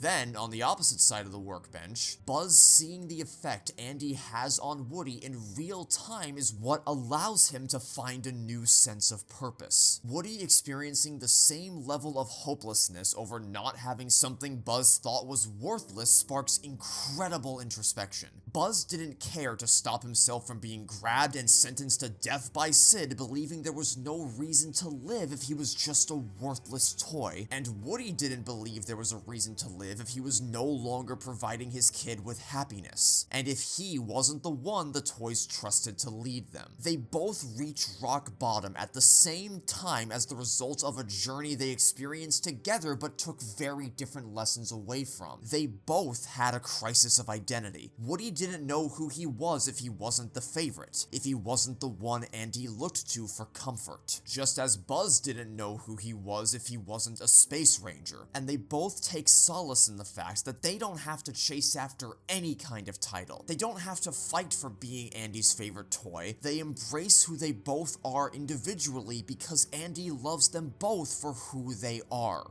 Our life's purpose isn't predetermined from the moment we come out of our toy boxes. No matter how long you've been around, it's never too late to find a new direction that calls to you, to find the things that make you unique and a passion that celebrates you for those things. Nor are we inherently more important than anyone else regardless of status. And the idea that you don't have to be someone special to be irreplaceably special to someone is one which transcends time. Kids and adults can both get something out of the bond these two forge. Kids can see the arrival of Buzz Lightyear like a new baby being born and taking their parents' attention away from them, while if you run with the parenthood allegory in the other direction, adults may see Woody as some sort of father figure threatened by the arrival of a stepfather figure, when in reality, the kid doesn't care about the familial drama and ends up loving them both equally. Or even just something as simple as an activity a parent shares with their kid which they eventually lose interest in the older they get, and they wonder whether it's really the hobby itself they're starting to outgrow. Suddenly, the key thing the animation was coasting on can't be used as a crutch anymore. Subtle, nuanced animation with the most minute and borderline indiscernible micro-adjustments become an absolute necessity because Woody's stuck under a crate and physically doesn't have room to be overly exaggerated with his movements. We can only really see his eyes and face, and Buzz's final moment of epiphany occurs without a single line of dialogue. The animation has to sell it. It has to land the hit. And it goes for a full-on grand slam. The I Will Go Sailing No More sequence was when Pixar proved they were here to play, that they were not afraid to toy with your emotions. But this was the moment when the animation department truly excelled, proving beyond any shadow of a doubt they could deliver performances just as intimate and moving as those brought about by the most talented traditional animators, and permanently squashing any notion that this film's animation has aged poorly. Even beyond the animation and looking once more at the visual fidelity, this is when we get the final payoff from the thunderstorm that had been set up earlier. The lighting becomes warmer as the scene progresses and dawn draws closer, culminating in the daybreak when the storm outside clears just as the storm in Buzz's head clears and he finally regains his confidence. I talk a lot about how movies will often use the lighting to trick you into feeling a certain emotion when the script doesn't support said emotion, but when all the elements can come together and synergize with a common goal, they can craft truly unforgettable cinematic moments. Especially because it's not some artificial light source, it's the sun rising. It makes sense for the light in the room to get much warmer as Woody and Buzz are finally warming up to each other. It's the first moment when Woody is truly being honest and Buzz finally knows the truth, so they can really begin to bond and start setting things right. And so, I adamantly, fervently, vehemently reject the notion that Toy Story 1 is saying the least out of all these films, or is the least thematically complex, or isn't interesting to analyze, and is most notable for introducing a world which later sequels would actually do something interesting with. In fact, it arguably has the cleanest thematic through line due to the absence of a proper B-plot to distract from the core character journeys. It can be easy to look at a movie like Toy Story and mockingly summarize it as a movie where Woody and Buzz overcome obstacles through the power of friendship. But being friends with someone is about more than just linking arms and dancing in unison. My best friends are people with whom I share far more differences than similarities, to the point where you'd be forgiven for asking why the hell we even like each other to begin with. To portray a truly authentic friendship in a story requires a lot more effort and sophistication than people are often willing to give credit for. To give the characters sensible and understandable reasoning for why they care about and trust each other so much. To be each other's biggest cheerleader and motivator as much as they are each other's harshest critic. Pushing them to do their absolute best and never being afraid to hold themselves accountable. To be willing to explore the moments when things aren't so bright and positive, knowing their bond is so strong they will always stand by each other's side to infinity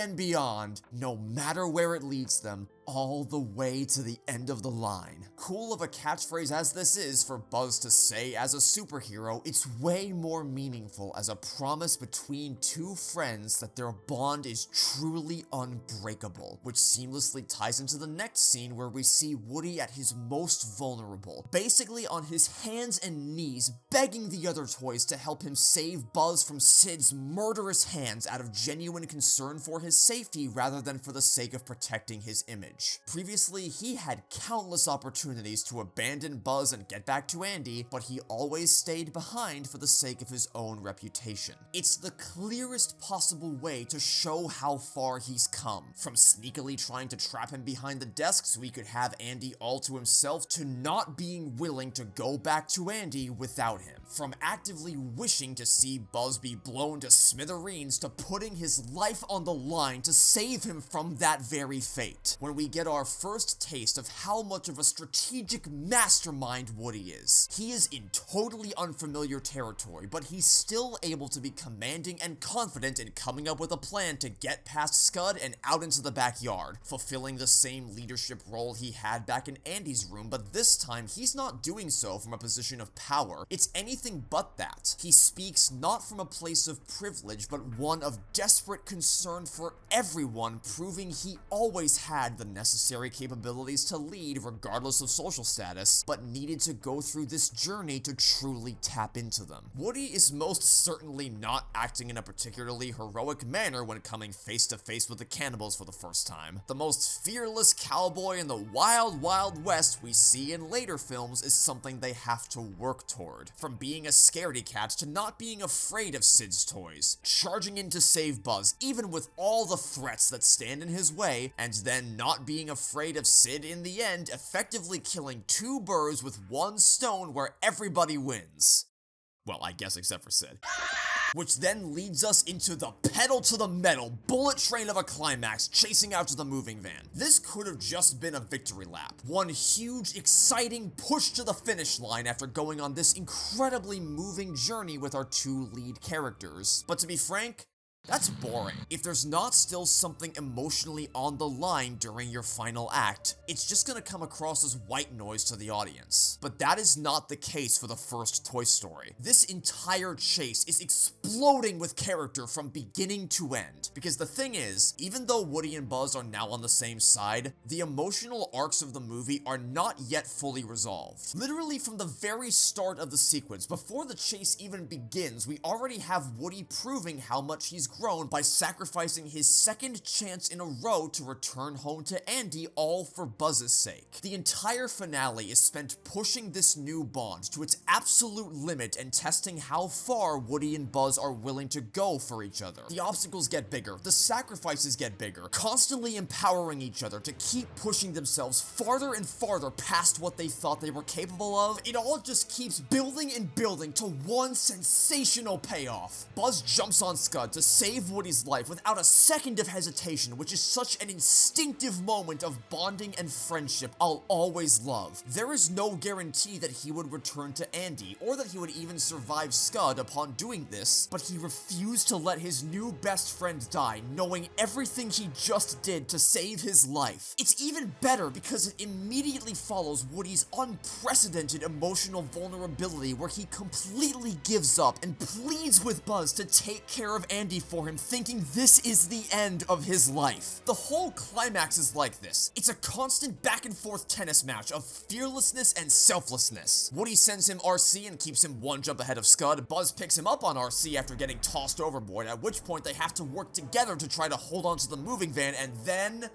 the rocket. Buzz remembers the rocket exists, while Woody remembers the match they can use to light it, as well as the burning technique Sid used against him earlier, which is only made possible through the use of Buzz's helmet, and then Buzz uses his wings to break the tape. It is a thrilling chase through the streets, earned by the weight of the story which builds up to it, sold by the staging in the moment, making everything seem so intimidating, and once again elevated to another level by Randy Newman's magical score, whisking wiping your emotions away on the most spectacular roller coaster ride of your life. Also, the editing, always keeping Woody and Buzz together even when they're apart. It's not that Ham landing on Woody literally causes RC to jump. We know he can move on his own. This is just Lee Unkrich in the editing bay showing us that the two toys are having similar experiences at the same time. We even get a payoff for the toys being powered by batteries as RCs are finally running out. Even though the stakes of Toy Story 2 and 3 are obviously exponentially higher, there's something very special about the first movie's finale that neither of its sequels have. See, Toy Story 2's climax has the toys fully on the offensive, swatting down every obstacle standing between themselves and the Roundup gang, while Toy Story 3's climax is the opposite, where the toys are fully on the defensive, desperately grasping onto anything they can to survive. But Toy Story is a chaotic blending of the two styles, just as the movie is a blending of Woody and Buzz's personalities. As one goes on the defensive, the other steps up to the plate to pick up the slack. And they're doing all this while dealing with the rest of Andy's toys trying to sabotage their efforts, all of whom have valid reasons to do what they're doing because now the shoe is on the other foot from what we saw earlier with the mutant toys. Rather than misinterpreting a desire to help as murderous malice, each one of Woody's selfless acts can very easily be read as acts of hostility given all the toys believed to have happened up until now. All of these elements the story's been building up. Scud, the growing mutiny amongst Andy's toys, Moving Day, Woody and Buzz's bonds, they all finally crash together and keep you on the edge of your seat until all is finally cleared up, at which point the toys instantly turn on a dime and leap into action to get them on board the truck, fueled by guilt and shame for their actions as Woody was minutes earlier, not bruised egos. Ultimately, Woody and Buzz couldn't have gotten back to Andy without each other. Their selfish fixation on their own goals kept screwing up their attempts to get home. They weren't working together, they were unwillingly hitched to each other because Woody needed Buzz to fix his reputation while Buzz needed Woody to get to a spaceship. There's no way for Woody to BS his way back. All of his attempts to do so in the absence of a proper reconciliation between the characters only proceeded to make things even worse. It's only now that they've healed their friendship they can start making progress together, and you're not fully satisfied with that progress until Buzz finally gets the chance to fly. Toy Story is essentially 75 minutes of extended setup for one massive release point right at the end, one that's made even better by what immediately precedes it. Because the payoff for how Woody and Buzz are gonna get back to Andy seems so glaringly, embarrassingly, eye-rollingly obvious. Sid gave Woody a match. Buzz has an unused rocket strapped to his back. It's actually kind of funny how long they linger on this shot of the match in Woody's holster to make sure you don't forget it's there, but it's all by design.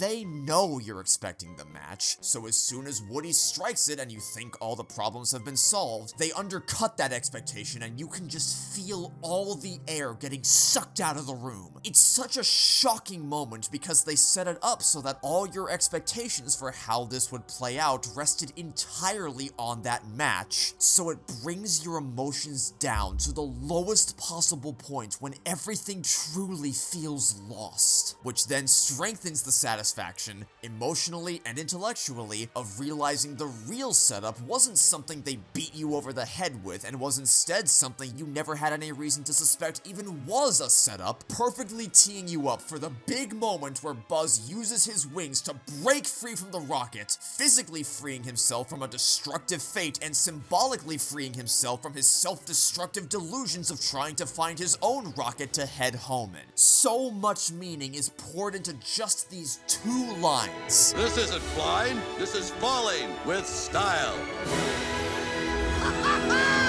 To infinity and beyond!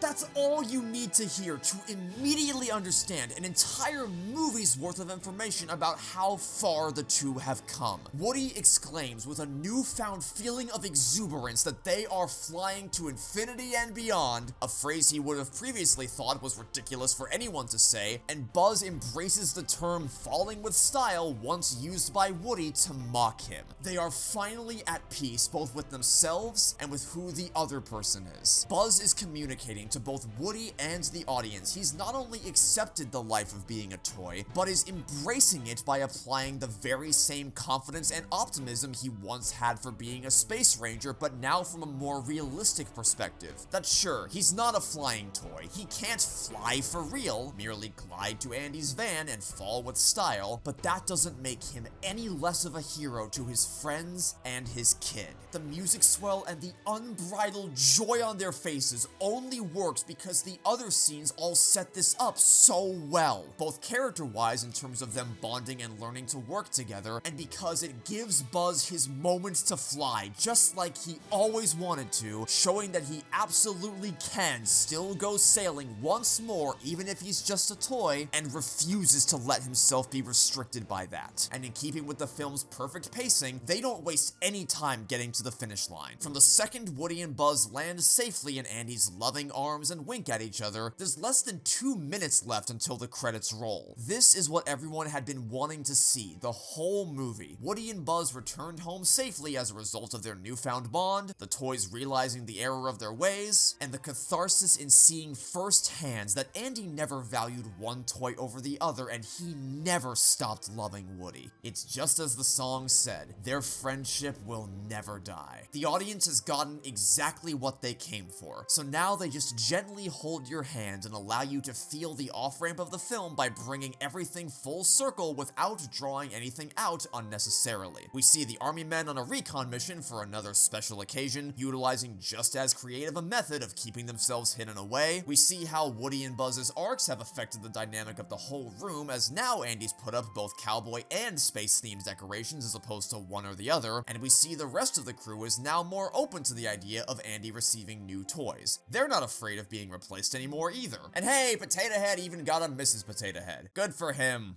Little Play-Doh gargling twit. The story also continues as the credits play, even in the absence of an outtake montage or epilogue. This time, they accomplish it all through the music, just letting all the emotions you've experienced over the course of this adventure wash over you as you listen to the same song from the opening, but this time with a fresh set of eyes and ears, seeing how perfectly the lyrics embody the selfless bond Woody and Buzz have forged, even more so than the bond between Andy and Woody, especially watching it all play out in real time throughout the climax, proving that there truly isn't anything they wouldn't do for each other. Oh, and of course, because Toy Story's script is just so brilliant, now that they've got you in a bit of an emotional safe haven and made you think you're over the hurdle of there being any more major payoffs, they dropkick you one final time right at the finish line by flipping one last thing on its head with another amazing joke to properly close the curtain on the funniest movie in the series. What could Andy possibly get that is worse than you? Oh, what is it? What is it? Wow, a puppy! And time. Clocking in at 1 hour and 48 minutes, dissecting what makes the original Toy Story so amazing. Crazy though that may seem when referring to a movie that's 3 decades old and has been talked about to death across just about every possible medium imaginable, Toy Story is one of those films where people completely take for granted how influential it was to the animation industry and how outstanding of a story it is on its own. I can't even begin to count the amount of times I've seen this film. You probably can't even count the amount of times you've seen it, considering you just watched a nearly 2-hour-long video praising it. I actually have to stop myself from talking along with the movie whenever I watch it because of how permanently burned into my brain the script is, and how permanently ingratiated into pop culture its characters and story are. But when you take a step back and think about the circumstances under which this film was made, having to create this entire world which has now become just second nature to us from the ground up, and completely redefining not just the entire process of creating animated movies, but also demolishing any arbitrary boundaries which previously existed for what kind of stories could be told in animation, Toy Story was an unprecedented, groundbreaking cinematic achievement. It is among the most important films ever made. Looking at the modern day landscape of mainstream animation, it's almost unthinkable that computers weren't always the means through which every major Western studio would create movies, but nobody had ever seen anything like this before. The use use of computer-generated imagery was previously relegated to extremely brief segments of movies such as The Cave of Wonders in Aladdin, The Chase Through Big Ben in The Great Mouse Detective, and, of course, the grand sweeping ballroom in Beauty and the Beast. A full feature-length computer-animated movie was unheard of. But Pixar took the world by storm by demonstrating their unrivaled technical prowess with cutting-edge technology, and the advent of computer graphics rippled through every major form of visual media. None of which would matter, of course, if they hadn't also managed to tell a fantastic story, made all the more impressive by the fact that these guys weren't writers. Not professionally speaking, anyway. They were animators. Young, inexperienced animators working in a very loose, go-with-the-flow, fly-by-the-seat-of-your-pants GarageBand office environments where even with their experience making commercials and shorts, the pipeline for a major feature was beyond their experience and had to be figured out as they went along, as computer animation necessitated a distinctly different, non-linear process from what had become standardized in traditional animation. But what pushed them through all those hurdles was an unshakable passion for storytelling and a dream to prove it was not only possible to create a fully CGI motion picture, but also possible to create one that felt just as authentically human as any other kind of story. In fact, I would say Toy Story is the most authentic movie Pixar has ever made. Of course, nearly every film they've made since then has stemmed from a director's vision for a story they wanted to tell that means something special to them personally, and they were willing to take big swings with the story, no matter if the audience responded well to it or not. But speaking from experience, even if you don't consciously change anything to try to appease more people, I think it's almost unavoidable for anxieties about whether people will like what you've made to creep their way into your brain once you become aware you're performing for an audience. But with the original Toy Story, they truly had nobody to perform for. After they stopped blindly following the notes from Disney demanding they make it less juvenile and more edgy upon witnessing the borderline unwatchable results of that endeavor, Pixar focused solely on making a movie for themselves, something they wanted to see, something that would make them laugh.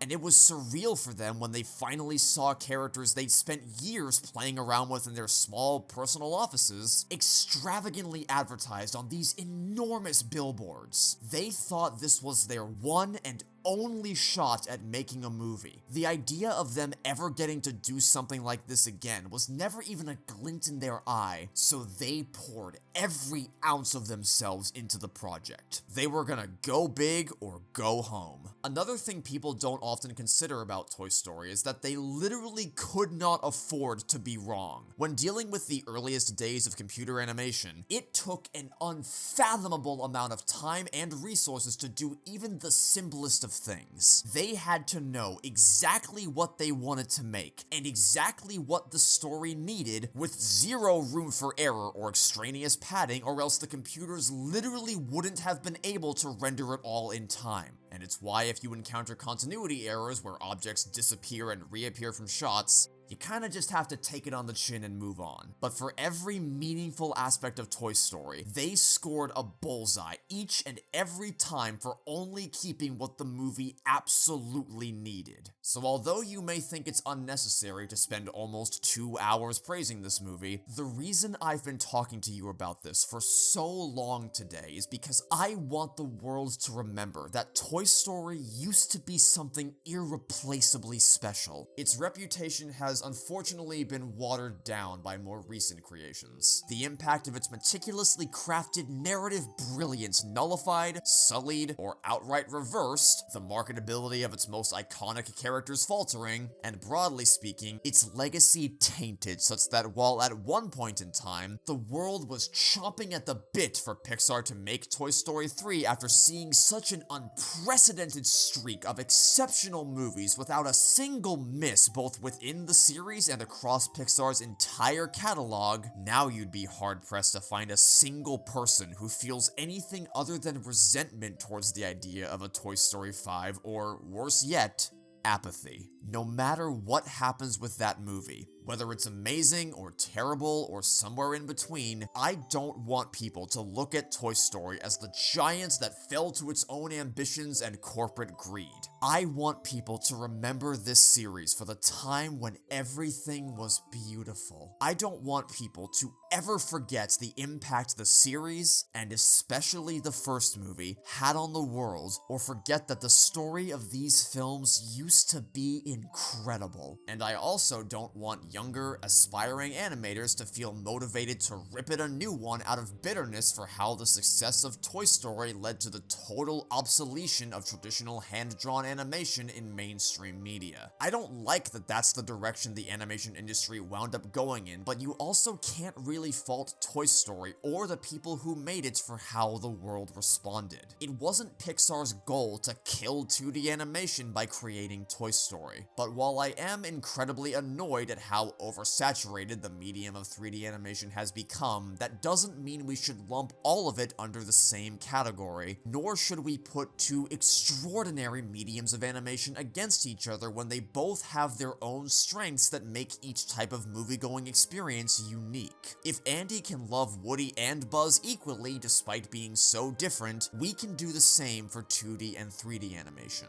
Of course, the wow factor is gone. Unless it was literally their first movie ever, there's no one on the planet you could show this film to for whom it would blow their socks off the way it did for people in 1995, because it's not a groundbreaking art form anymore. While we have recently started to see more computer-animated movies adopting unique visual styles, for a long time the beauty and artistry of CG stemmed from its ability to mimic reality in ways traditional animation was and is simply unable to. But this also means those types of computer-animated movies are bound to inevitably age as technology continues to advance and digital worlds continue to become more and more photorealistic, unlike traditionally animated films such as Beauty and the Beast, Aladdin, or The Lion King, all of which look just as gorgeous as they did the day they first came to theaters. Which is not to say that early Pixar movies don't still look good. They do. Some of them even look great, but they also show their age in a lot of areas, while stylized CG movies such as Spider-Verse and The Last Wish will both look just as spectacular in 30 years' time in the exact same vein as a film like The Little Mermaid will always look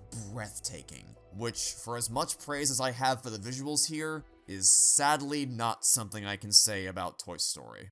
And yet, this movie keeps falling into the hearts and minds of generations of kids 3 decades later because it's not just a glorified tech demo, the writing is airtight. While Toy Story would have always cemented its legacy in animation history regardless of how good it was due to its unprecedented technological achievements, it would not be remembered as fondly as it is. People wouldn't still be wanting to revisit it 30 years later, and new generations of kids wouldn't still be discovering it if the story and characters weren't as brilliant as they are. It's a computer-animated movie with just as much finely tuned love and heart and emotion as the best hand-drawn animations coming out of Disney. A story that takes you on an emotional roller coaster with extravagant laughter and intimate self-reflection. A film about inanimate objects coming to life, which, while certainly not being a new concept in the world of cartoons,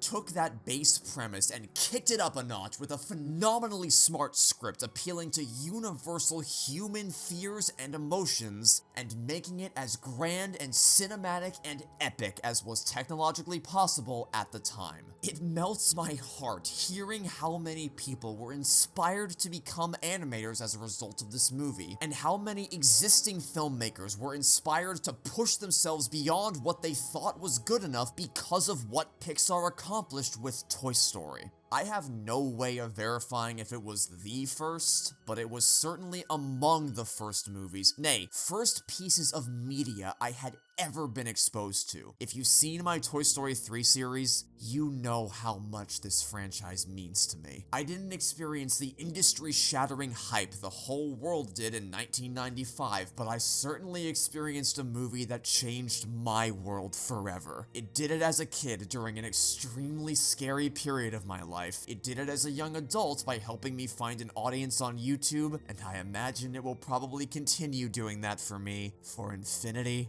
and beyond. Toy Story's cracks still show. It has its flaws. It stands out as both the studio's first film and the franchise's first steps into a brand new world. But it speaks to the strength of the movie's positives, that it is as enduring as it is, and in every substantive way that matters, it has not aged a single day. That Toy Story remains such a timeless masterpiece, even though its technology is anything but, is beyond commendable. The technology used to bring Toy Story into the world is undeniably dated and will only continue to become more dated as the years go by, but the characters, the impact they've had on the world, and the connections formed both with these movies and among the people who love them will never die, as it continues to land in the hands of new generations of moviegoers. In conclusion, I hope that if this is your favorite movie of the trilogy, you found it cathartic hearing someone sing its praises for 2 hours instead of hearing people say that it's aged terribly or it's too old to be considered good. I hope that, if it isn't, you've gained a stronger appreciation for the film that launched one of the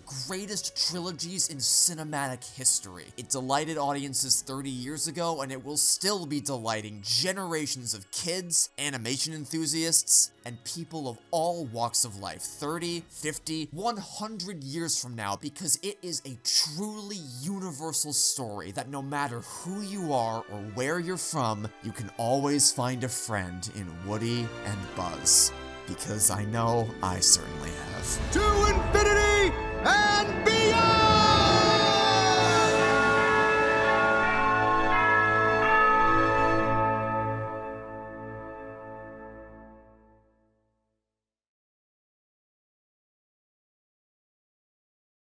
Phew. At last, I can breathe an enormous sigh of relief, knowing that, if you're listening to this, my love letter to Toy Story 1 in celebration of its 30th anniversary is out in the world for everyone to see. At the time of recording, I have no idea if copyright allowed me to actually get it through in time for the actual anniversary, but regardless of whether it was right on time or a week late or whatever, I've spent the last 2.5 months pouring my everything into this project, and I'm happy to finally be on the other side of it now. Granted, that's a drop in the bucket compared to how long it took me to make all my other recent projects, because the Toy Story 3 love letter, I kid you not, I started working on it last year. I basically a year of my life went into that. So stressful though it was to get this Toy Story 1 love letter out in time for the anniversary, it was a nice change of pace. It was relief to have a smaller scale project that I could turn around in a much more reasonable amount of time. This is also the part of the video where, if you haven't noticed, I've completely tapered off of using a script. I usually like to have a script for my outros, where, you know, the part where I just kind of sit here and give shout outs to everyone who helped make the video and a general channel update for all the rest of you out there. I usually like to have a script because I think I articulate myself better when I have a script in front of me. But I think today we're gonna mix things up. We're just gonna chill. We're just gonna have a chat about stuff totally off the cuff. This is gonna be my last sort of major video for the year, so I figure it makes sense to kind of scale things back a bit and just have a nice personal one-on-one, ignoring all the other people watching. Just you and me, no one else. Don't worry about all those other people, because I'm really just talking to you. Oh, that's a reference that. Well, hey, you know what? Actually, it's a callback because I mentioned Muppet Vision 3D earlier in the video, so haha, it was a setup the whole time. Anyway, first of all, thank you for watching. I hope that this was worth the wait. I know I've kept you waiting for the last 2.5 months while I've been hammering away at this non-stop, but like I said, hopefully it was a nice change of pace to not have to wait like a year for the next big video. It was only a couple months this time around, so that's some level of consistency. That is one thing that I want to work on in 2026, is actually maintaining some level of consistency with the videos that I release and not having to make you wait, because it was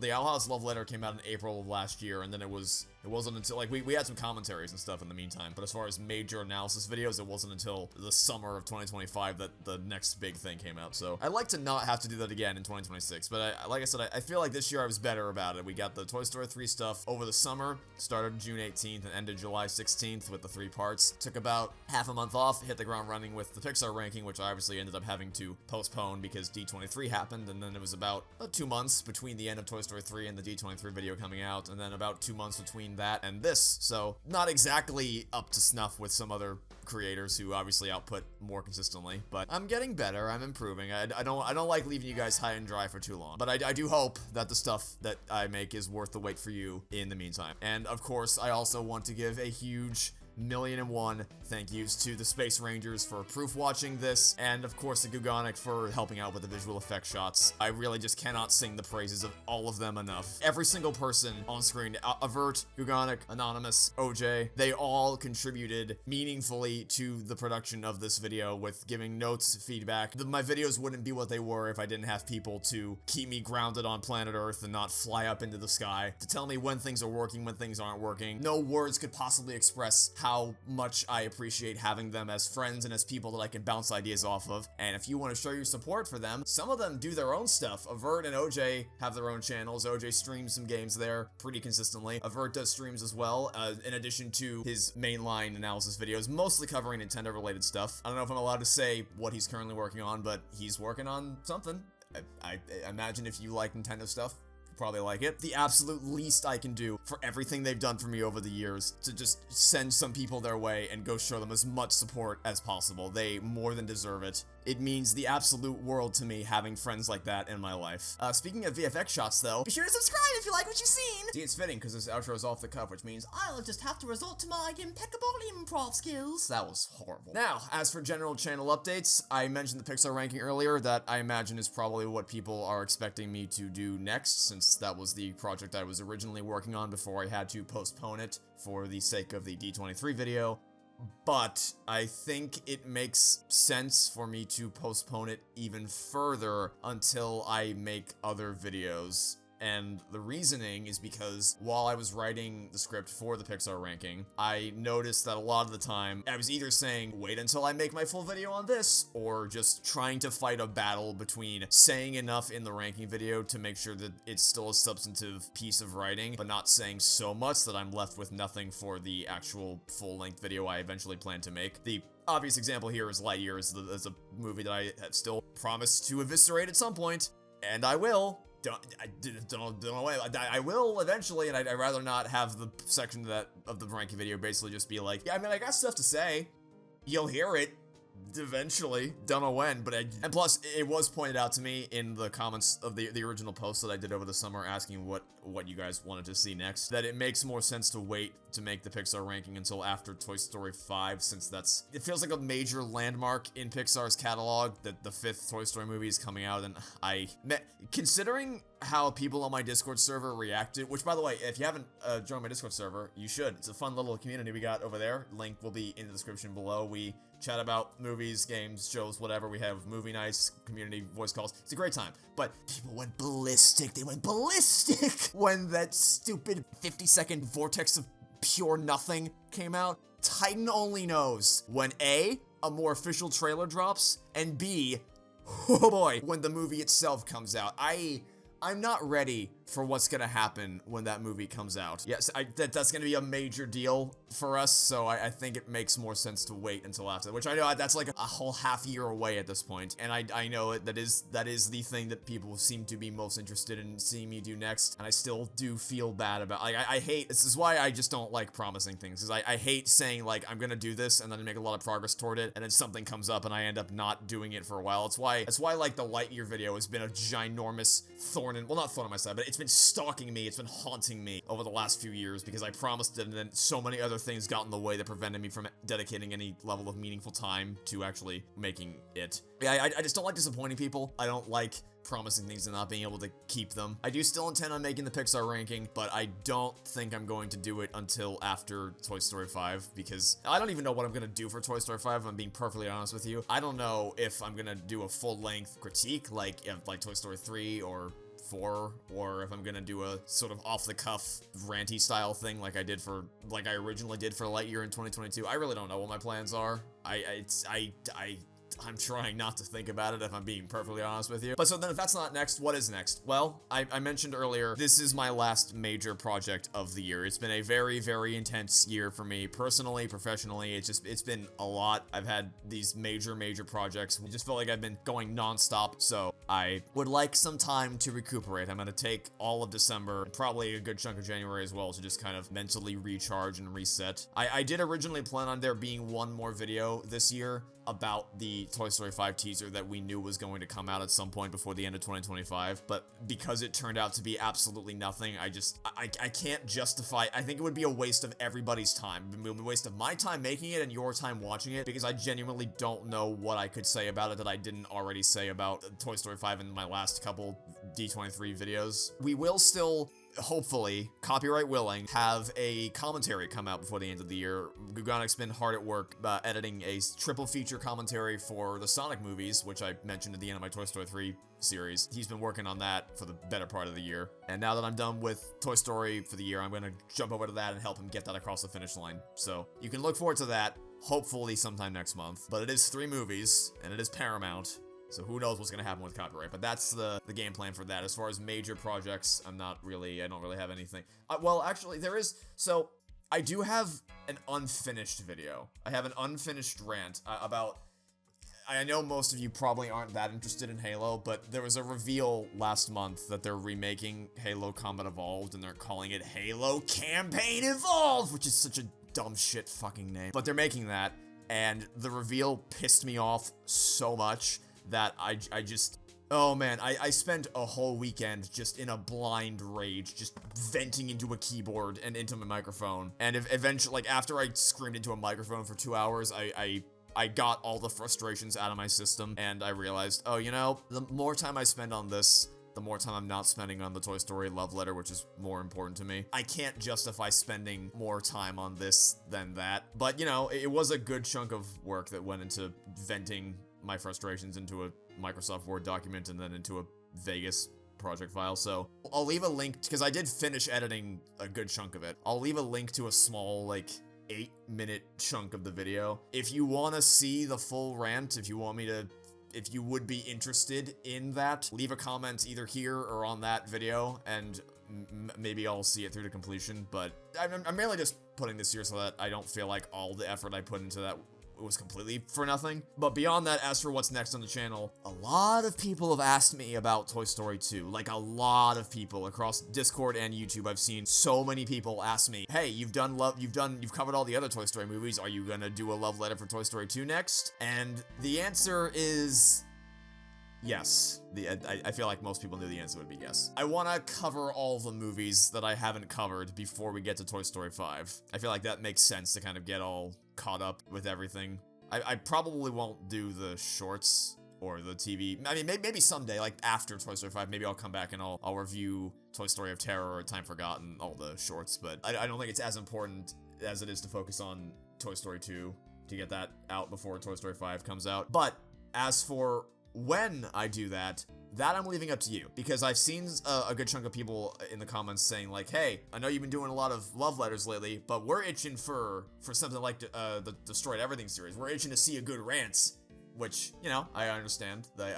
Putting together the D23 video was a good amount of fun, just kind of venting about how stupid all that shit was. I understand the desire. What I'm gonna do is I'm gonna have a poll. I mean, you can voice your opinions on this in the comments, of course, but I'll have a more proper poll sometime in the next few days asking whether you want to see something positive next or you want to see something negative next. Like, if you want to keep the positivity train rolling and go straight into Toy Story 2, we can do that. Or if you want to have a throwback to the old days and we do something on the more negative side, be that Ralph Breaks the Internet, I know a lot of people want to see that, or Lightyear, we can do that. Either positive or negative. Whichever one wins will be what I commit to next. And then if positive wins, then it's just gonna be Toy Story 2 will review next. But if negative wins, then I'll do another poll asking if you'd rather see Ralph Breaks the Internet or Lightyear. That's what you can expect next. It will either be a love letter to Toy Story 2, how Ralph Breaks the Internet wrecked everything, or my more extensive critique revisiting Lightyear after all these years, after saying I would and then never actually doing it. And then I also do plan on releasing a supercut for my Toy Story 3 series sometime early next year before Toy Story 5, because again, I want to kind of build the momentum leading up to the release, and I never did put together the supercut. I was originally going to do that at the end of this year, kind of like I did with Toy Story 4, where I dropped the supercut on New Year's Day 2023. But again, once D23 happened, that just completely shattered my schedule, and I just didn't have, like, you'd think it'd be simple, right? Literally just stitch them together, but it isn't quite as simple as that, because I also have to go in, and anytime I refer to in the next video or in the last video, I have to swap it out for in a few hours or a few hours ago. And of course, dealing with copyright is a whole other thing, because copyright gets much worse when your videos are longer, so that's... And also, again, I don't want to rob any time away. Like, I don't want to have the Sonic Triple Feature come out next month, and then, boom, Toy Story 3 Supercut. I don't want to have one of those suck the air out of the other. I want to give everything space to kind of breathe on its own. But that does lead me to another question. There's gonna be a lot of polls. I may not be active in terms of videos over the next month, but I will be asking you guys a lot of questions via polls as far as what will be happening next on the channel. One question I've been pondering for a while is what you guys prefer as far as the cadence of release. Do you prefer waiting until it's all available to watch all in one go at your own leisure, or do you prefer having a couple shorter videos that release maybe weekly or bi-weekly, depending on what my schedule looks like? Because I see the appeal in both directions, because when you have like, let's say I drop a giant 8-hour video all at once, then you are not limited by anything other than your own time, so you can break it up into small chunks, watch it. You can either be crazy and watch all 8 hours in one sitting, or you can break it up into smaller chunks and do it at your own pace. You will never reach a point where you get to the end and you're like, man, I want to watch the next part now, but I can't. But then the inverse of that is, of course, that if you have smaller chunks, then it kind of gives you something to look forward to for a longer duration of time. I do like the kind of anticipation that builds up, like, next time we're gonna do all this. But I don't know what you guys prefer. I don't know if you prefer having everything drop in one big video or a couple, well, I say shorter, it's like 2.5, you know what I mean, relatively speaking, shorter asterisk videos. So I'll poll you guys about that. And of course, again, you can leave all your thoughts on this in the comments below, but I will be asking a more proper poll so I can have some raw statistics as far as, generally speaking, what the majority of my audience prefers when it comes to the release of my videos. But, yeah, I think that's all for today. It kind of feels weird talking like this, because this is usually not how I speak in videos. I usually am much more rehearsed. I'm going off of a script, and that helps when presenting arguments about the quality of something. But I do kind of like just sitting here and talking into a microphone with no script or anything, just me and you, my thoughts spilling out, whatever comes to mind is what I say. I kind of like this vibe. Maybe I'll do this more often, I don't know. Let me know if you prefer this, if you prefer my outros to be scripted, or if you prefer this kind of laid-back, casual style. But for now, I'll say thank you all so much for your support all year. I hope you've been enjoying what I've made. I am curious as to what you've enjoyed most this year that I've made, whether it was the Toy Story 3 series, the D23 rant, or now the Toy Story 1 love letter. I am curious what you responded most strongly to out of everything that I've made this year. I hope you enjoyed it. I hope that everything I made was worth the wait. I hope you enjoyed, I guess, the more chill vibe of this kind of post-credits debrief. I hope you're looking forward to next year's videos, and if I don't talk to you until the new year, I wish you all a very, very happy holiday season. In case I don't see you, good afternoon, good evening, and good night. Oh yes, one minor note here. Hazbin Hotel Season 2 is out, and it healed my soul for a second time. Watch it, fuckers. It's like a magic trick. I'm in a depressed mood, I put on Hazbin Hotel, and the rest is easy, baby. Okay, thanks, love you, bye!